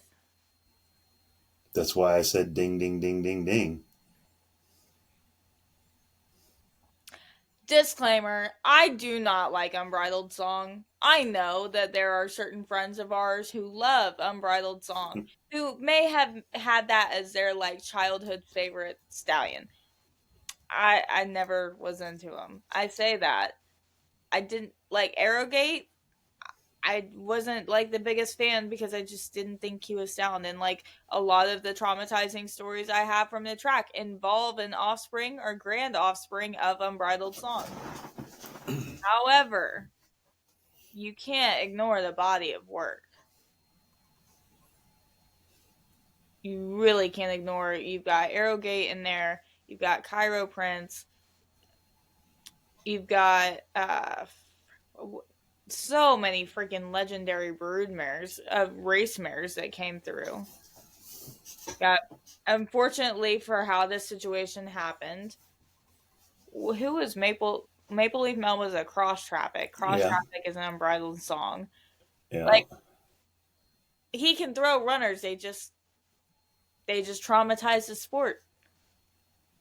Whereas in Warfront, he's your turf. He is a strong freaking turf sire. I think that's really where he shines the most is turf. But shines globally. He shines global. Well, yeah, he shines globally, and I think if we pulled the numbers, Unbridled Song probably did too, to an extent.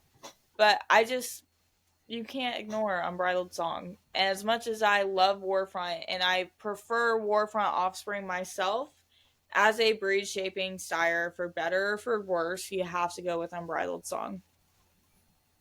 Wrong. All right, let's debate it. Absolutely. It's Warfront. He globally, I think right now he's percentage of graded stakes winners and stakes winners. He's, from runners, he's higher than anything out there. Let's talk about his boys at stud. Yeah, Omaha Beach. Didn't we just talk about one that was a son of Warfront? Omaha Beach? Yeah. I classify him as a success. He's really good with fillies.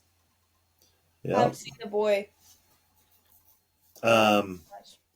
Actually, I think Omaha getting his first son at stud? Nope, you're thinking McKenzie. I don't think Omaha Beach has his first son at stud yet. But they're sound. They carry good bone. He's perennially been a leading turf sire throughout the world. I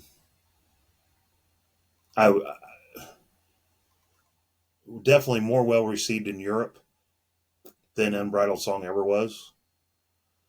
That Danzig Northern Dancer line, when he does throw a good son, they look just like him.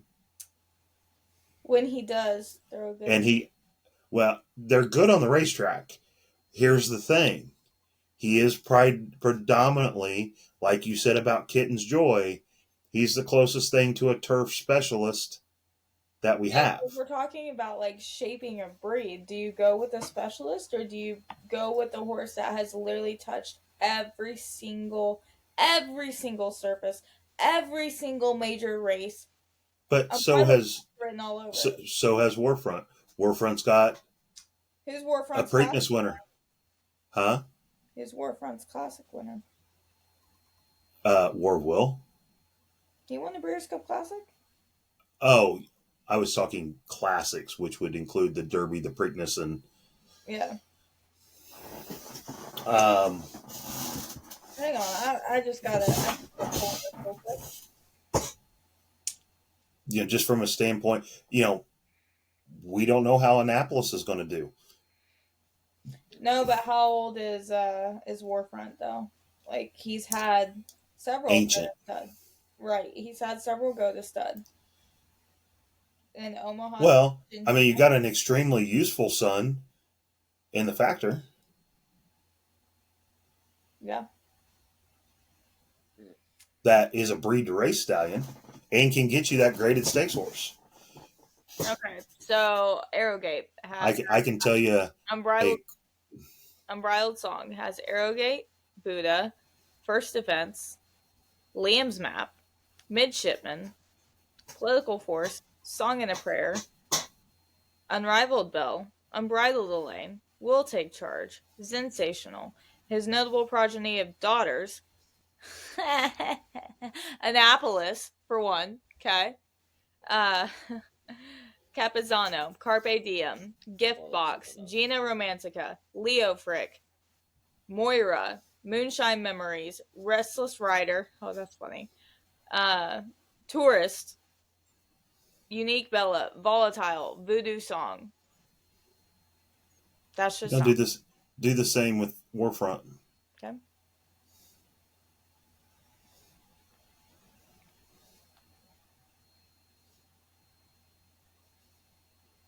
I have a specific website I go to look. Okay, I just found out another fun fact. Okay. Let's hear that fun fact, Justin. Yeah, let's hear it. So, we were doing research, and I just wanted to look up overall numbers because we were doing these comparison on races and stuff, and I get it. Unbridled Song is earned $90 million in career prodigy earnings. Mm-hmm. Warfront has owned $109 million. Now you can't do that though because Unbridled Song hit before the slots hit, so a lot of the purses were a lot smaller. So did Warfront. He's still standing right now, and he's had at least 10 to 15 years of benefiting from having higher purses, which Unbridled Song definitely did not have. What's the number of graded stakes winners for each? That's what, let me find that.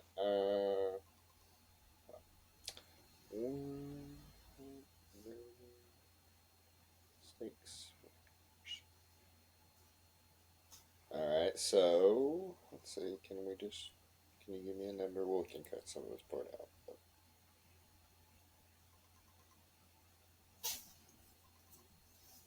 What are you looking at, Nick? Grade 6 winners for Unbridled Song. I thought you were looking up.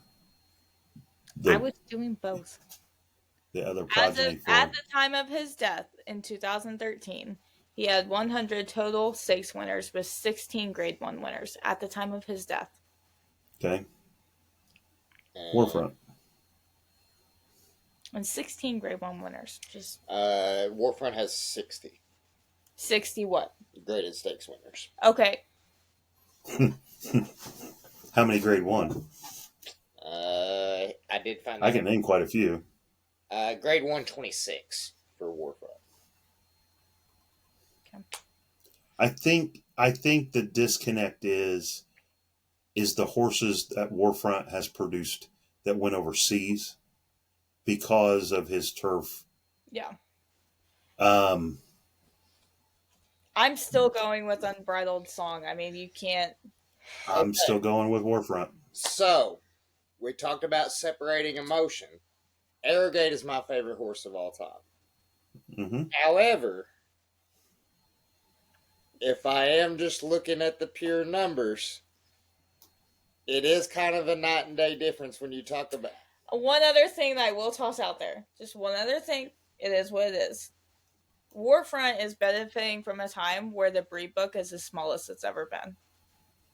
Unbridled Song had its heyday when we were producing 50,000 foals every year.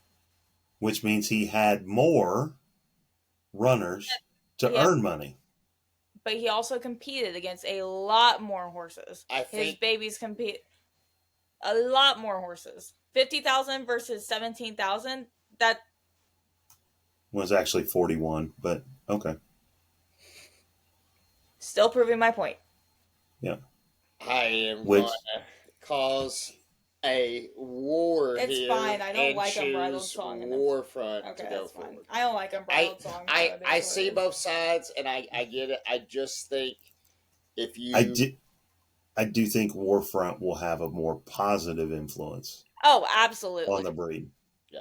Because of the soundness, because of the bone, because like I said, Unbridled Song, favorite thing to do in the racing industry is to traumatize it. Every major breakdown has had something to do with one. Let's do another comparison. Warfront and Dane Hill. are from the same sire line. Danzig Red. Yep. Yep. And to be honest with you, Warfront is like carbon copy of Danzig. Looks just like him. I disagree quite a bit on that. I think Warfront is much more European and much more like, he almost looks more warm bloody than Danzig ever did. Danzig Now, is like Roe. What about the close genetic relative being Tappet? They all come back through, I believe, Moonglitter. Yeah. Yep.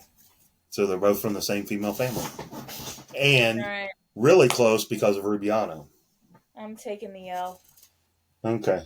Next week is when it gets interesting. All right. That is our ending. That was an anticlimactic ending for me. I was doing so well. So well at winning, and you lost. Then, yeah, I lost. It's fine. The better horse won. I'll take a Warfront over an Unbridled Song any day of the week. Yeah.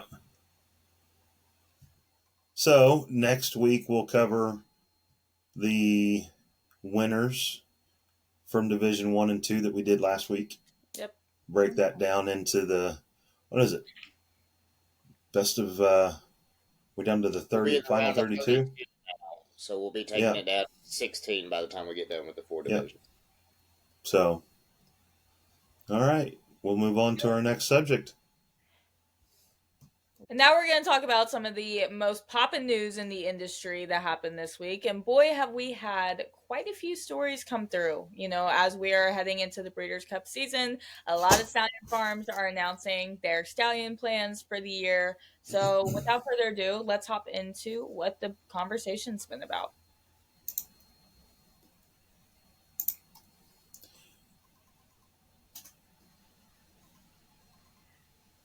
Oh, buddy, we are going to kick it off very with strong. Straight No Chaser.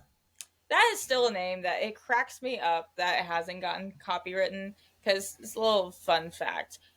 I used to play volleyball, and on the way to different away games, we would sing covers of Straight No Chaser songs. Right. And so it's funny to see that name pop up. But yeah, Straight No Chaser, he's the son of Spicer. He was last year's Breeders' Cup Sprint champion. He is out of the Johannesburg mare Margarita Friday. I think he is I can't really say too much, but I do think he is a great get for WinStar. I'm extremely excited that he is entering stud at the $10,000 price range right now. Of course, things can change if he were to win back-to-back editions of the Breeders' Cup Sprint. But yeah, what do you think about Straight No Chaser? We're definitely scrambling right now to pick. We're going to. Yeah, we're breeding one. Yeah. To him. I think it'll be Izzy. Yeah. That goes to him. She was extremely sound. She made over $500,000. Mm-hmm. And he's a bigger kid too. Like, he should add some size to her, which she definitely needs. She is a tiny girl. But the cool thing about Izzy that I love combined with Straight No Chaser is Izzy had heart. For as small as she, we did not think she was small based on the way she ran. We were actually shocked when we first got her, and we're like, oh, this is a pony. Yeah, if there was any daylight between horses, she would go. She thought it was a hole, and she didn't care if she got beat around trying to go in between them. Yeah. The one of her last races, she wins by 12 3/4 lengths, and she literally split two horses, and they beat her up like she was in the UFC. Yeah. So at least one of the mares is going to go to Straight No Chaser. Maybe two. We'll see. But I would say there's a very strong possibility. Ironically, Izzy is in foal to Seize the Gray. which is also a My Racehorse horse. So she's going to most likely back to back to My Racehorse Stallions. Listen, work better stop getting some nice stallions coming in, because you Yeah. know, she may just end up going back to back to back to back. Yeah. Our next one is Patch Adams. And he's also going to WinStar. I think we might disagree a little bit on this horse, but where I'm going to disagree is from the female side. I admit I have not really looked at his female family all that much, but I'm kind of getting into mischief fatigue. Like, there's just so many of them, and it's because he's a great stallion. I get it. But there's nothing, without looking at the female side, there's not a ton that just sticks out to me about Patch Well, see, Adams. that's where I believe Well Humored is out of the full sister to Well Armed. Which it's a WinStar horse, so I'm not shocked on that. So if he's Either, got either that or Well Humored is the half sister to Well Armed. So although he was I would say probably that miler, he was going to be devastating in the Breeders' Cup Mile if he hadn't got hurt. Yeah. Sometimes the milers make the best stallions. I just don't have a lot. And then have that. I mean, Well Armed was a devastating winner of the Dubai World Cup. Yeah. So there is distance in there. Yeah. So I mean, he's interesting. I just want to bring up, just because I think we're going to hear it again. He's an Into Mischief out of a Distorted Humor mare. Okay. Yeah, I'm not. I mean, I just don't have like big feelings on him. I mean, if you look at the picture, he's definitely a pretty horse. He's very well built. Yeah. He has that miler 7 furlong body build to him. Yeah. You know, if you like Sons of Into Mischief, he can't afford Into Mischief himself. Might be a good move. Right. Go to Patch Adams for sure, right? Yeah. Well, Patch Adams' first year stallion, if he's liked very well, it'll be a pretty good sales number, where Golden Sense is if you more want of a breed to race. Yeah. Next. Chancer McPatrick going to Spendthrift. I love McKenzie. I'm not saying that he would be completely out for us, but what I don't like is his 3-year-old year was underwhelming. Yeah. Very underwhelming. I mean, Sons of McKenzie, Baeza is the son of McKenzie. To be honest, from this crop, feels to me, and I didn't check to see what they're actually bringing him in as. To me, this feels more like a known agenda type situation, a known agenda or a base, or like what he's not cheap. He's not cheap. No. I just don't have. He's another one I don't really have like feelings on. Like you said, he was kind of underwhelming as a 3-year-old, and then. I guess it may go to what you're looking for. Are you putting your dominance of your thought process in precocious 2-year-old? Maybe he fits. But, from my standpoint, and I know it's yours too, we want a horse that's going to run at maybe 2, but 3, 4, and 5. Yeah. And the fact that he dropped off, I mean, he was a grade 1 winner, or multiple grade 1 winner at 2. And then I actually was looking for him in the Derby Trail to progress, and he just didn't. And that would be why I would be off of him. Yeah. Cool. Citizen Bowl. Hey, Into Mischief, out of a Distorted Humor mare. That is fast. Who is going to be in the Breeders' Cup Dirt Mile? Yep. This horse is, I get excited about him. I was on a podcast during the Triple Crown Trail when everybody was hot on Citizen Bowl, saying he was going to be the next Kentucky Derby winner. By pedigree, I went on the podcast and said he's not going to get the mile and an eighth, let alone the mile and a quarter. Pedigree wise, it said he wasn't. He didn't, but he has devastating speed, which may come more from the Distorted Humor line than it does the Into Mischief. Depending, and I haven't looked at the price he's coming in on. I kind of wanted to keep that out of this. Mm-hmm. But if he comes in at a decent price, if I'm looking for a son of Into Mischief, especially if I have a mare that needs speed, yeah, he's a contender. Mm-hmm. And I know people that watched the podcast I did earlier in the year, it sounded like I was down on him. No, I was just down on him for the fact that I didn't think he could make the Kentucky Derby distance. But as we all know, thoroughbred racing, the glamour is in the mile and a quarter. But there is some unbelievable horses that run a mile 16th, 7 furlongs. Well, and he's going to the right place, you know. Right. He's going to he's going to get mares. And they've already produced a son of Into Mischief as a stallion with Practical Joke. I really put him in the exact same category as Practical Joke. Yeah, no, I think that's exactly what this is. You know, I do see him being more of a sprinter miler producer than anything else. Yeah. So sure. I'm excited about Citizen Bowl. Yeah, I think he's a great get for them. Yep. Sierra Leone, gun runner out of a Malibu Moon mare, which, I mean, at least it's not a tappet mare. Gun runner really works well with tappet mares. Mm-hmm. It still is AP Indy, but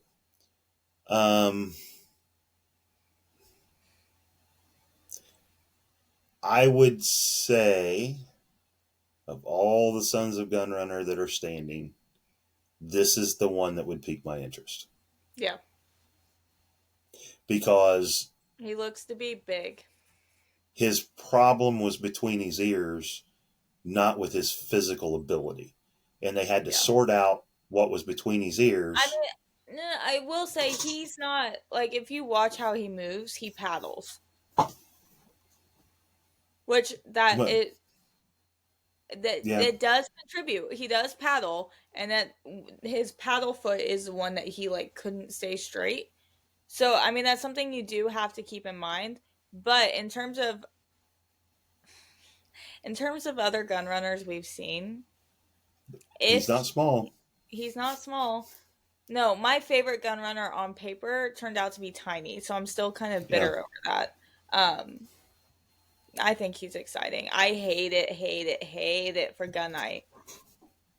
Like, to stand at the same farm. So much for Gun Night because I love Gun Night, but I think he's probably going to be the more commercial of the gun runners because he does look like he's a big horse and he's got the resume to back it up.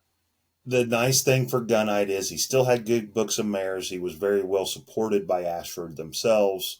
Yeah.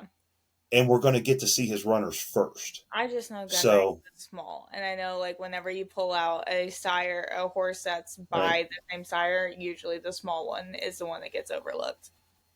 Until, let's say, Gun Night comes out and rocks everybody's world with his first crop of 2-year-olds, and then he reignites. But I do agree with you. I would not want to stand the two of them beside each other if I owned Gun Night. Absolutely not. And on top of that, Sierra Leone, he was one of the biggest names last year. Yeah. And he won the Breeders' Cup Classic. For sure. That's Jonathan's Way. The first son of Vacoma. I'm a little brutal on this one. He does not I don't think this horse excite me at all. I don't think this horse should be a Kentucky stud at all. He would have really done well in Florida, I think. Yeah. maybe even New York. I just think he's going to get devoured here. There are some really quality stallions making their debut this year. Yeah. And I don't think he climbs the ranks enough to get the quality mares He's in the another first one round. that was like really precocious and then just fell off. Yeah. But if we I go remember back to right, what, this is also, I could be wrong, but I'm pretty sure this is an Ohio bred, yes, it is. which is cool for the Which Ohio is program. which is crazy that an Ohio bred is starting his stud career In Kentucky. in That's Kentucky. crazy. Now he's just got to get on Bochero level. And That's history. that horse. Yeah. All right. I am excited about this one. I am in a way, but I'm also kind of like, I will say they are does any other farm have 2 Kentucky Derby winners standing beyond the Triple Crown winners? Well, they did. We'll talk about that later in the. Yeah. Not now. Who am I missing? What? Ashford. I'm saying the Triple Crown winners don't count. Right. They're their whole other breed. Then if they don't know. If not, then I'm pretty sure they will be the only farm to have 2 Kentucky Derby winners that did not win the Triple Crown standing at the same place. They have Mage.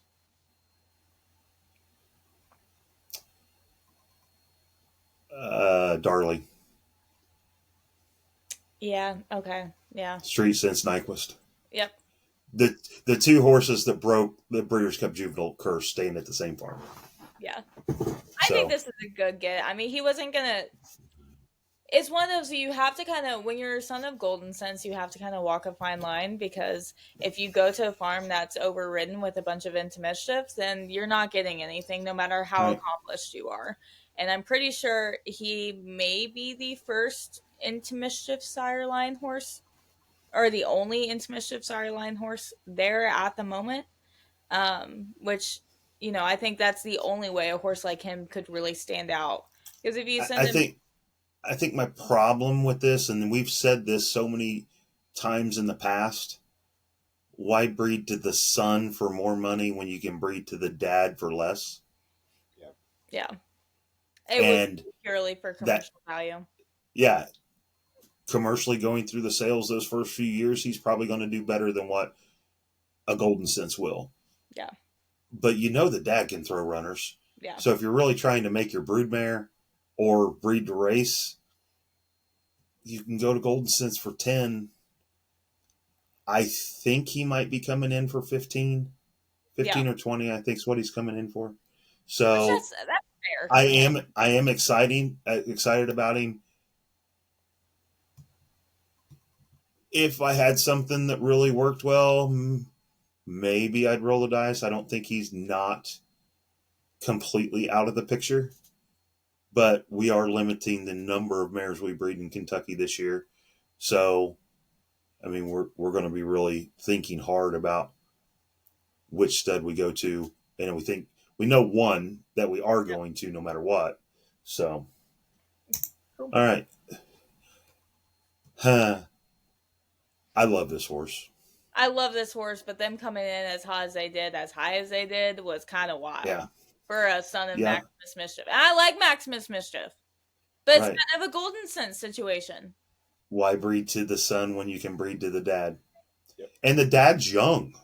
Yeah. You know, he's got way more in the tank. I'm pretty sure Matter of fact, from his first we covered a Maximus Mischief last week in the 2-year-olds that were racing, that, you know, the Maximus Mischief's success is just starting. Yeah. I mean, who knows what he's going to end up being. No, would I pick, like I said, I'm going to preface this, I love this horse, but I think he needed to be less than what his dad was in price. I agree. Because him not being less than what his dad is, I'm breeding to Maximus Mischief himself if I was going to go that direction. He looks like a big kid. Yeah. He looks like a very big kid. All right. Then some of the perennials. that we've seen and loved. First Samurai He and has Lee. so earned his pension. Yeah. And Lee, who is a son of First Samurai, are both pensioned and staying at Claiborne Farm. Probably one I'm the most disappointed in is that Run Happy is being sold overseas or has been sold overseas. That his owner was so do his own thing anyways, trying to be nice. Sometimes the owners hurt the horses, and I think Run Happy is a situation where the owner... I honestly believe Run Happy got you an honest racehorse. Yeah. I think he was very useful.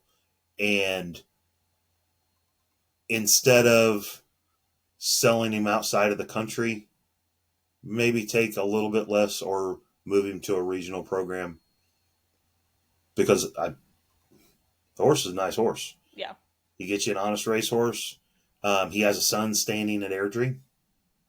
Yep. So I'm disappointed in the fact that and it's not Claiborne's fault. Nope. I want to make that very clear. Claiborne did not own this horse. Mattress Mac did. Mattress Mac is the one who made the decision to sell him overseas. So please, nobody complain about Claiborne in this because it was way out of their hands. Yep. Yeah. Now, these are the crazy ones for me. Okay. Vekoma making the big jump to 100,000. Do I think he deserves it? Yes. I think he does deserve it. But with the amount of stud fees that were dropped last year and this year from Spendthrift, to see that big of a jump, I just didn't think it was going to be that big. Yeah. Omaha Beach, another one who deserves a hike, but I didn't see it going that high either. No, I think to me, Omaha Beach tops out at 60. Yeah. Yalpon, that was an interesting one. Now, it makes sense in some ways if you really value precocity, but even then, they haven't been like lighting the world on fire. So right, and he's only got 2-year-olds, and I like to throw that first crop of 2-year-olds out because I'm sure he bred 200 mares. Oh, absolutely. So he did have great sales numbers, and I think this may be a situation where sales numbers kind of impacted it more than anything. But to go from 20 or 25,000 to 60 is crazy. Off of a first crop to 60, I think it turns a lot of people off on breeding to him, except for the people that money's not an object.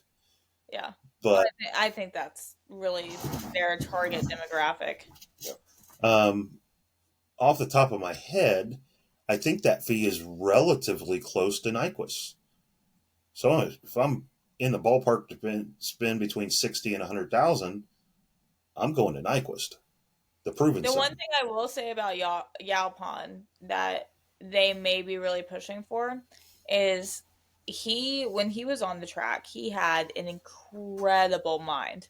I mean, we all know he's a horse that Firenze Fire completely like savage coming down the stretch, right. But he's always been a workman and he's always been honest. And I think when you got the Winchells specifically, like sending their broodmares to him too, like he's going to end up having a standout career or standout first 2 crops. I think they're just trying to jump on it quicker than they really not that I don't agree with a hike. I just don't agree with that much of a hike. 35,000 or 40,000. 40 or 45, I could see it. 60. No, a $35,000 to $40,000 jump in price for a first year, a freshman sire. I don't know. I guess I don't agree with it. Fine at 45 or 50. I guess I could have seen that. 60's a lot. Yeah.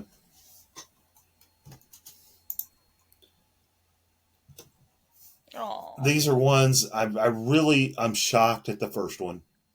Because Cross Traffic is an older stallion. Yeah.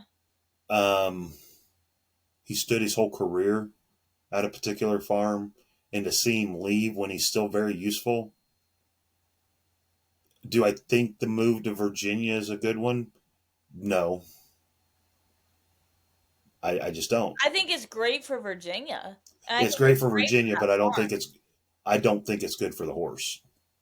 I always have a hard time because to me, if a stallion has stood that long at my facility, I don't want to see him leave. No, and like I'd rather pinch in a horse early than send him off at the tail end of his career, you know? Like Right. he's made them a lot of money, and on that one, like it definitely did not sit right. Be real on that. I do think we need to put more pressure, and it is tough, but I do think we need to put more pressure on these stallion farms, especially with these older guys. Like they have earned you a lot of money, whether they were your top sire or they were filling your books in the middle to low. He made them a lot of money, and I think he should have earned the right to pension there. But I hope his new connections are probably. I'm sure his new connections are over the moon that they got him. Oh, absolutely. Probably wish that they had gotten him sooner. 3 or 4 years earlier. Yeah. So that Now the next one is the exact opposite feeling. I think him moving to New York is going to help him. Oh, absolutely. Absolutely. I don't really have, like, beyond being happy for him, I don't really have any feelings about this. Just because, like, he hasn't really popped off, And New York is a major market. Yep. I mean, look at Buchero. He was either going to go to New York or Florida. Yeah. So I think it's a good move for the horse to recapture or capture prevalence. Yeah. Yep. It's also a different group of mares. He's a war front who ran well on the dirt, but with the reopening of Belmont State or Belmont Park, they're going to have turf, synthetic for the winter, and dirt. He really, from a pedigree standpoint, probably fits that market better for the regional New York breeders to want to put mares underneath him so they can have something to run on the multiple surfaces. So, 2 totally different reactions to a horse relocating. Looks like I lost it there. And then this is the controversial one, but I have my opinions on it. I honestly do not believe this is controversial at all. Mm-mm. No, I think this is the best thing they could have done for Pharoah, to be honest.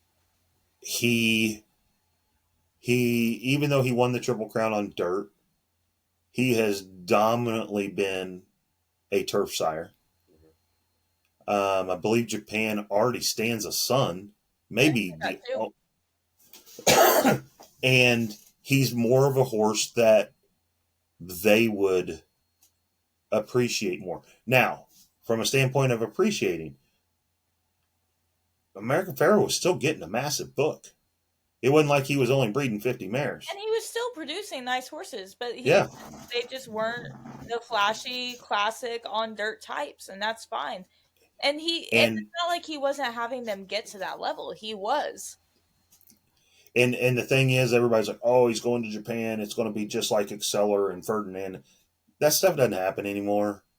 And on top of that, he's going to a Darley approved or Darley owned facility.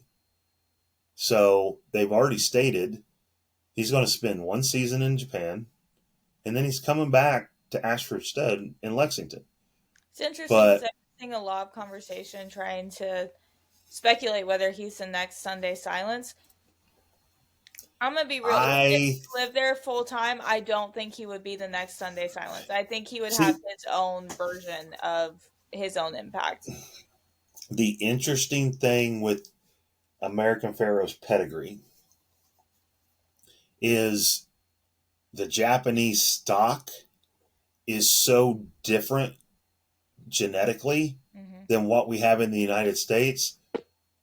I kind of think the genetics of their stock will work better with him. I mean, because King Mambo line is still alive. Oh, I think they will, but I don't know if it's like Sunday Silence, Well, I think what they're I don't think anybody will ever reach to the level of Sunday Silence did in Japan. But I think what they're thinking is they're grading it as if American Pharoah was rejected in the United States, and he wasn't. It's not true. But I praise Darley for making the hard decision, or Ashford for making the hard decision and taking the backlash to probably do or take the shot that this is going to be better for his long-term impact. Yeah, for sure. On the breed.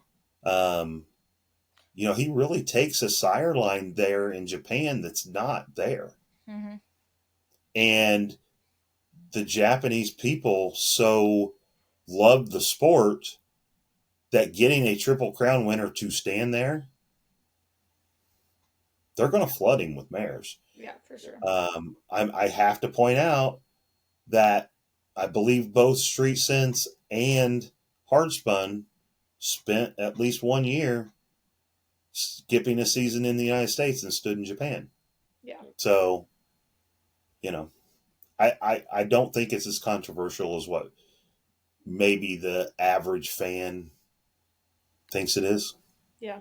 He's safe. He's still owned by the same people. And he's going to, it's not like he was sold off. He's also super high profile. Like, yeah. You really think anything is going to happen to that horse?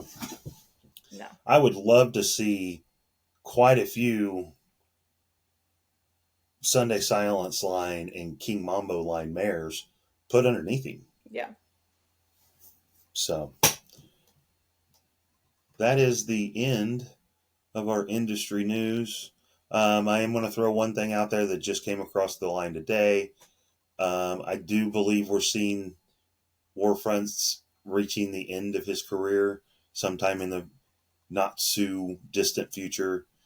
His stud fee was announced as private, which sometimes can be a sign that those older successful sons or sires are reaching the end, Yep. Which is sad. I hate to see his stud career end, anytime soon, but he is an old man. Yeah. And I'm sure he'll live his life out in the same place that he stood his entire life. Yep. So that is our industry news for the week. This week in the Hoosier Highlight, we're going to talk about the Indiana breeding program. We talked earlier in the podcast about how well the Indiana sales did this year, with an increase of over 40% in the gross sales for that sale. But we really want to let you know why you should breed in Indiana and the benefits that you as a breeder would get by breeding to a stallion in Kentucky and foaling out your mare in Indiana, or breeding to an Indiana sire and foaling your mare out in Indiana. But that's kind of, we want to tell you the benefits of doing that. And one of the biggest benefits is the number of stakes races that the Indiana program actually produces. Yeah.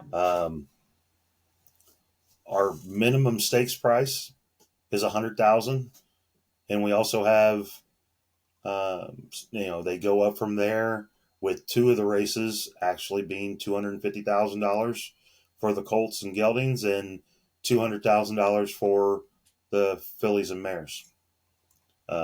We have 6 Indiana bred or Indiana sired 2-year-old stakes races at that price. We have 12 3-year-old stakes races specifically for 3-year-old colts or 3-year-old fillies. They're pretty much split half and half. And then for the 3 and ups, we actually have 10 stakes races, which I believe is one of, it's up there in the top 5 for regional programs in the number of stakes races that they actually have restricted to Indiana bred and or Indiana sired horses. A Indiana sired horse can run in the Indiana bred races. So I think You know, that's the benefit a lot of people don't really account for when they think of like regional programs. I think oftentimes they hear the terms restricted and think, oh, lesser horse, like you don't have to be as talented to win those things. And I don't really think that's something that you really need to think of in that way. You have to realize that these are all horses that are, I guess, sharing the same breeding pool. Like they're going to be, most of those horses are coming from programs that we've been in the state for a while. And right. I think it's really important that when you are able to take advantage of the breeding incentives, like having an Indiana bred or sire, that doesn't mean those horses are just going to be competitive on the Indiana circuit. You know, one thing that we do is we always say that we're breeding the Kentucky runner and we're hoping that they have the success of a Kentucky runner, but just be, if they're mediocre in Kentucky, you can really get your bag as an Indiana breeder if you have an Indiana bred and sired horse, because the competition was a little bit lighter. There is more opportunity to make money because there are so many stakes races. And on top of that, that I think you're the perfect person to talk about what is the actual breeding incentives, like what's the percentages that you get as a breeder if your horse goes So out and wins. for the breeder of the baby, whether they sell the baby or they race it themselves, the state of Indiana Racing Commission, if your colt or filly that you produced goes out and wins a race at Horseshoe Indianapolis, um, if it's a restricted race for Indiana sired or Indiana bred, you will get 20% of the total purse, Wow. not of the winner's share. So let's put it in easy numbers. If you win one of those $100,000 stakes races, the breeder is going to get a $20,000 check from the state of Indiana in about 4 to 6 weeks after the race is complete. If you run an Indiana bred or Indiana sired in open company, those horses actually run for an additional 40%. So let's say it's $100,000 open race. The Indiana sired or Indiana bred horse is actually running for $140,000, Mm-hmm. and your 20% breeders award is based off of that $140,000 purse that you're running for. If you run in a stakes race outside of the state of Indiana, even when the track is open, you get I think it's like a 12.5% of the winner's share Okay. of the purse, capped at 10,000. So be kind of nice to have that $10,000 check Yeah. at the end of the day. Yeah. When the track is not open, let's say you're running at Oak Lawn during the winter, anything $10,000 claiming and above, you're still going to get that 12.5% with a $10,000 cap. So it gives you other options besides being a Kentucky bred to, as a breeder, most breeders sell their horses. So you're not really getting the benefit of that $90,000 maiden special weight as a breeder unless you're racing the horse. Yeah. Where in the state of Indiana, you're getting that additional bonus. I believe like our maiden special weight Indiana sired Indiana bred is around 36 to 38,000. Wow. So your baby ends up winning a maiden special weight, you're getting 20% of And that. something to bring in mind is you don't have to keep the foal in Indiana while it's growing up. To have an Indiana bred and sired horse, you can, after a specific time, that you have the specific regulations, you can move that horse. Let's say you want an Indiana bred, Indiana sire, but you want to go take advantage of the Virginia residency. You could do that if you wanted. Right. You could raise the foal in Kentucky. We've done that a few times ourselves. You have a lot of flexibility with the Indiana program. So let's say you have a mare and you breed it to a Kentucky stallion, and after that foal's born, you want to breed to a Kentucky stallion again, and you live outside the state of Indiana, you have to have your mare in the state of Indiana by November 1st. Mm-hmm. As soon as that baby is born and is strong enough to travel, you can take that baby. If you were in by November 1st, you can take that baby and mare to Kentucky, and breed to any Kentucky stallion you want. Mm-hmm. Now, let's say you don't get it here by November 1st, and you're from, let's say you have a Mystic Dan baby coming. Okay. You can still make it an Indiana bred even if you don't get here by November 1st. You just have to breed back to an Indiana stallion. Hey, and I know of 4 pretty great Indiana stallions to breed it to. Yeah, we happen to have a very, somewhat diverse line. We have 2 pulpit line and a Not This Time, which is the only... A Stormcat, yeah. So that it's the only Not This Time stallion standing outside of Florida or Kentucky. So... And we'll have to verify that's still the same. It's still the same at this point. Yep. I had to verify that for advertising purposes. So, all of us have, our breeding program, our goal is to breed a horse that is able to be successful anywhere in the country. Yeah. Even if they are successful at a stakes level or allowance level, it gives us the option to bring them back to the state of Indiana for, let's say, this $250,000 purse. Have a chance at winning that. Also getting, the $50,000 in Breeders Awards at the same time. So it's just an added money stream to be able to make it in the business. Yeah. And, Indiana has one of the strongest incentive awards of the regional programs out there. For sure. So definitely Indiana is on the rise. We'd love to see more outside mares outside of the state of Indiana come, and outside owners take part in the Indiana bred and Indiana sired program, from good purses, great breeders incentives.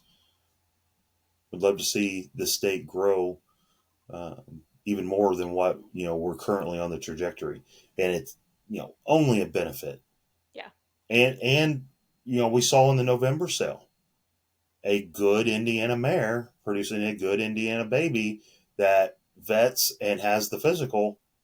I think one sold for $225,000. You can get money for it, for sure. Yeah. I don't think I think in general the market is having more respect for regional programs, at least what gold mines you can find in regional programs. So I definitely think breeders are starting to wisen up a bit more and start to take advantage of those programs. So cool.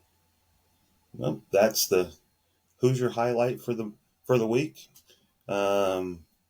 We may not do another one until after Champions Day, where we'll get some video and show you the Horseshoe Indianapolis environment and what kind of fun it is. So, yeah. Well, thank you guys so much for hanging out with us for the last. I don't know how long this episode is actually going to be. We actually filmed for 3.5 hours. So, whatever this ends up being, I'm glad that you hung out with us that long. Make sure you follow us both on TikTok and Facebook and Instagram. We're on everything. Dad's handles, I believe, are Campbell X29. Just on Campbell everything.